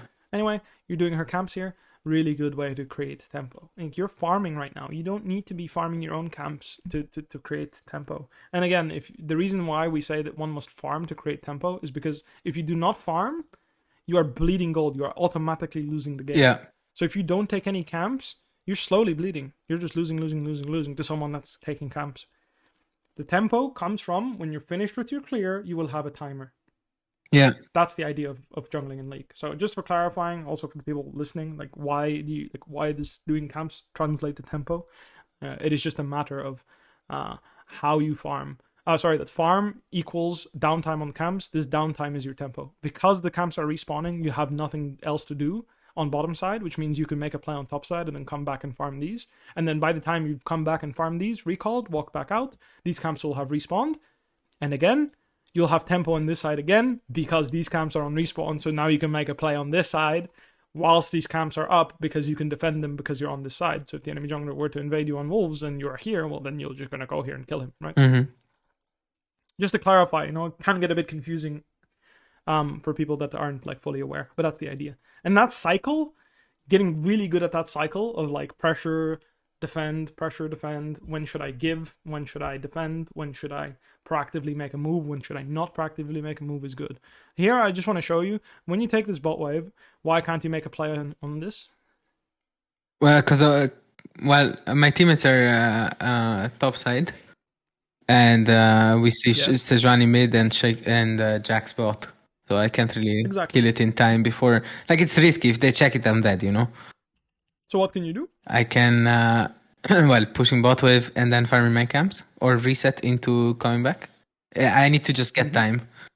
Spend my time some way or the other. So a little neat trick is this. How much is this? Well, this cannon wave? It's a cannon wave, so it's actually a little bit more gold. It's 190. How much is this worth in camps? It's 2 camps. Yeah, it's 7 CS. So that's equal roughly 8. Yeah. So you can decide to not do this camp and even not do this camp because you took this one. Yeah. In fact, if you're going to be extremely aware, one can say that the 300 gold you get is worth how much? It's 3 camps. Exactly. So because you got the skill bot, you even don't have to do this. And because you took the wave, you don't have to do this. So technically, when you make a play like this on side lane, one can just recall and walk straight out into top side and make another play. Yeah. Because you created tempo in another means. Especially in the mid and late game stages, if you make this play, kill this guy, you can just run straight into top side, and then whoever has later tempo, worse tempo than you, can just do the camps on the way here. Mm-hmm. They can do the camps for you because you created tempo somewhere else, and then they will create tempo by doing your camps. So you exchange roles. So the correct play would have been what in this situation? Kill this guy. You have a lot of gold, and that gold is gold that you do not need to farm anymore because you found it somewhere else, right? Yeah. So the correct play is to base and connect with your teammates. Mm-hmm. Find the way to play with these guys. Now, the other way around, you can also argue that the correct play is that they base, you base, and you connect together on midwave, and then you decide which is more valuable. Yeah. So in a competitive game, the best play they would be able to make as a combined team would be, we all base. Mm-hmm. Kassadin respawns. We open through mid. 1-4 usually here. So one person will start going like this through to the side wave, right? Yeah. In fact, I would say that's fine. And then 4 people will move on the mid wave here. We will get mid lane priority, and then we will get shallow vision here or here. Mm-hmm. And then we will react. And wherever they try to play the game, we will hunt them down and murder them. Yeah. Because all we need is shallow vision. Once we know that Sejuani is on one side, that is the side they're going to make a play on. Because in competitive League of Legends, the jungler in mid-game defines where the play is being made, for the most part. This is why a lot of people struggled playing against me and Hilly. Because we were crazy motherfuckers. And the play was not defined by the jungler, but it was where the fucking top laner and support decided the group, because we were crazy motherfuckers. So, in fact, most teams would look at the jungler to see what was happening, but in Fnatic for many years, one had to look at these two guys. That's sick. Because if this guy had a ward and I had TP, there was a play happening, or there was a potential. And if he didn't, I was probably walking in a conga line, ready to fuck some shit up.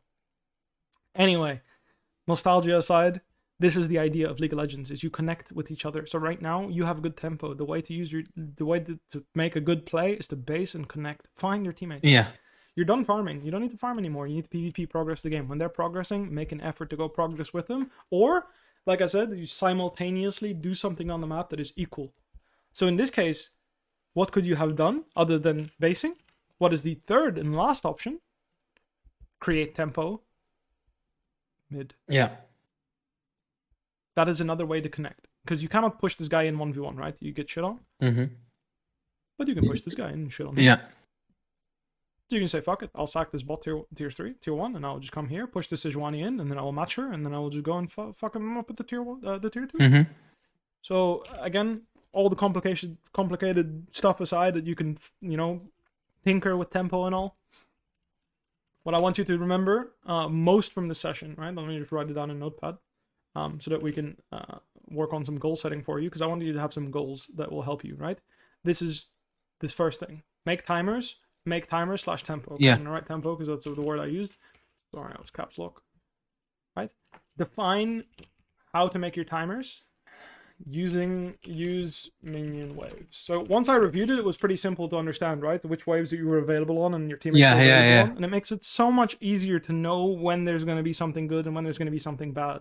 Like, it's obvious something bad is going to happen when Rumble is able to play on 835 and Casson isn't. That's just obvious. Like, Rumble's going to come and make you sad, you know? Unless it's a quick play, right? Unless you're fast, in and out, boom and out, right? Yeah. It's really important that we acknowledge this. So use minion wave timers, right? That's why all the best players, they look at the minion waves. Not the one that's on the screen, but the one that's coming, especially junglers, because you need travel time to come to that wave. You need to do a camp and then go. Yeah. Right? Use minion timers. Remember, definitely, these are the times, yeah? 30:05 and 0:35, yeah? Right here. These two numbers are the most important numbers when it comes to League of Legends coordinated play. Yeah. 05 and 35. This is when the waves spawn. That's when you need to be ready. So use minion wave timers to really, to set consistency, Yeah. Because this is what's going to make you hyper consistent. Is you're going to be able to ping on the Nexus, from the Nexus, 20 seconds, 30 seconds in advance, sometimes even a minute in advance if you get good, right? You're going to be able to maybe even literally a minute and a half in advance tell your team, I'm going to be there on this wave and I'm going to fucking fuck shit up. I expect all of you to be ready. And if you ping in solo queue, you ping the wave that's coming, right? So a 20-second, 30-second timer that allows good players, even bad players, to set themselves up for a good situation. Yeah. Make sense? Yeah. Coordinate yourself based on this. And this is your homework. This is your homework. This right here and this. And then, last homework, small thing, because again, you're master tier, so I like giving more homework to good players. Sense of urgency / we're chilling. I need to see that. Yeah. I need to see that in your recalls. I need to see that in how much you're cheating tempo. Yeah. Because this is what this is how they say it in competitors. It's like, this guy's cheating tempo. He's basically saying, I'm not farming at all anymore. I'm making play into play again. He's making a play, and then instead of going back to farming and regaining tempo, he cheats tempo. He says, fuck that. I'm going to make another play. Yeah. I was very dirty when it came to that. Really? Okay. As a top laner, actually, as a jungler, I never did that. But as a top laner, I got known for doing that, I think. I think that's like one of the one things that people, when I was up and coming in 2018 and 2019 especially, I think, people would remember me most for the fact that I cheated tempo with Hilly all the time. We would make a play together, kill someone, because killing someone is equal 2 ways worth of farm. So when I got one kill, I would say, fuck it, I'm not going side lane again, I'm coming again, let's go. That's sick. And I would make a new play again together with support, because that's the thing is that's why I think a lot of people, just to give you insight, right? That's why people recognize me and Hilly as a top support duo, because I don't think I can think of a single top support duo in competitive play in the history of League even. Really, it's these players go out of their way to play together. But Hilly was really, really, really good at making the game simple around these tempo timers, and he would be really clear in when he wanted to make plays. So when I was listening as a substitute in 2018 and Spring Split, this is what I thought was the easiest way to win on that roster. So I built my gameplay around that. I built my gameplay around tempo and making tempo for when my support wants to make a play, and cheating tempo for when I can do it. Whenever I can, I would cheat tempo and make another play with him. This is what helped me be super successful with him. Obviously, very different in solo queue. Still continue to farm, please. People will disappoint you. They will grief it and run it down in fights that we're supposed to win. So you'll struggle with that, no doubt. But that's why I want you to be aware of this, right? if you notice, like, you look at game time, you made it play at, let's say you made it play at 8:35, you based and you made it play at 9:05 instantly again, which is very rare. Let's say like 1 minute apart, right? Yeah. You made the play 1 minute apart, and play number 1 and 2 both failed. You'll notice your game is going to be really fucking rough because you just didn't take any time to fly. Yeah. Try to take, at least 1 minute breaks in between plays so that you can do 2 to 3 camps. Yeah. At least do like, make a play on 8:35, farm 9:05, right? Spend your gold, and then you walk out on the 9:35 wave. Does that make sense? Yeah. You walk with. Yeah, I walk with it. You remember the bulldoze moment? Yeah. Remember when you were bulldozing? Yeah. That is exactly what I want to see. And that's going to help you have way more control in your game. And also, this is something you suck at: gathering information by pressing tab and communicating. You don't fucking tell your interest to stop inting. Yeah. Like I said, you know that you're not there, right? Yeah. You know you're not coming. So you remember this tier 2 play? Yeah, I remember. You're at Herald, right? If Jack says TP there and Sejuani collapses on top and you're just doing your thing and you're not spam pinging your team and suddenly shutdowns start flying around for the enemy team, that's a fucking blower if you lose, isn't it? Yeah. Be mindful of that. Yeah? Okay. I will. But that's like side thing. I will write it down though. Press tab more. Tab. Track CS. Enemy jungle CS. Better. Makes you help. It literally helps you make better decisions. Yeah. And then additionally, on top of tracking enemy jungle, I want you to communicate. Ping. Okay. All right, fantastic, man. Thank you very much. Oh, thank you. Sitting through it with me. It was, it was a long ass session with a lot of in-depth stuff. But I had a lot of fun. I appreciate it. Yeah, man, this was so cool actually. Like a lot of stuff, insane. Honestly, you have a massive brain. Thank you. I'm just very good at the tempo stuff. Like I said, I really this is how I made my career. This is how I distinguished myself. And I studied very hard to make the difference in that. Mm-hmm. Yeah, I can tell. It's very clear. Fantastic. Thank you very much. Have a wonderful rest of your day, man. I'll catch you later, dude. See you. Peace. Bye. All right. That was a hell of fun.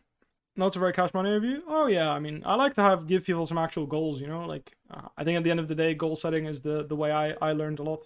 When you learn to think about the game like that, I got a thingy. I had a feeling for it when I played an amateur. I just had a really good feeling. Like I said, like my philosophy when it comes to League is 4 resources in League. It doesn't matter how you gather them necessarily, especially if you have like a well-balanced comp. But the idea is top lane wants to gather CS, jungle wants to gather CS, mid and AD. And then what matters is that everyone in a somewhat even spread gets farm. Now, obviously, some comps you want to have, 25-30% of the gold going to your AD and mid, and then only 15% to your jungler because your jungler's playing Sejuani or a useless champ, right? Like dog champ. So that's going to change the way you approach that. But for the most part, like it's really, really like it's something that I started focusing on in amateur, and then like I said, I really like drove it home when I was playing with Hilly. But yeah, if you ask the people I played with amateur back in Belgium, like I would micromanage everyone on my team when it comes to macro, because it was just like it came naturally, and I find that like a lot of the time what people struggle with in amateur and like else in academy and stuff is like macro. So I would just tell people where to gather resources and how, while still maintaining the maximum amount of pressure on the opponent, which is basically pressure I identify as opportunity, right? Is like how much opportunity is possible when I match Syndra into the enemy AD carry, right? Can the enemy AD carry do anything? Is there any opportunity for the enemy AD carry to fight back against Syndra? Not really. So when you match Syndra into the enemy AD carry, you have all the opportunity and they have none. And that's the idea of lane assignment. And then tempo is, like I said, literally make a list, right? A wave spawns at 11:35, and all champions on your team, top, jungle, mid, AD, and support are all available, all have good tempo. It stands to reason that one wants to make a play on this wave. What is tempo? At the end of the day, it is the ability to impact the map first. Are these VODs saved? Yeah. I also have the file on my YouTube. All my coachings I've done basically are all privated on YouTube, so at some point I might open those up to the public. So we'll see. Will he update us? Yeah, I'll let you know. I'm not sure if he wanted to hit GM. I don't know if he has other goals to go further, but yeah. you guys. I appreciate everyone that stuck through. I know I was talking a shitload about stuff, and in general, I rant a lot when I really get passionate about tempo and stuff. I hope it helped you understand a bit of like the fundamentals that I use to define when I should make a play and when I shouldn't. Obviously, when you're lost in the sauce and the game is spicy as hell, sometimes it's unclear and you do stupid shit. I'm not using this as like a standard for how I played all the time, but most of the time this is how I do it. Anyway, hopefully you guys learned something as well. Have a wonderful rest of your day. Catch y'all later. Have a wonderful rest of your day. Peace, peace.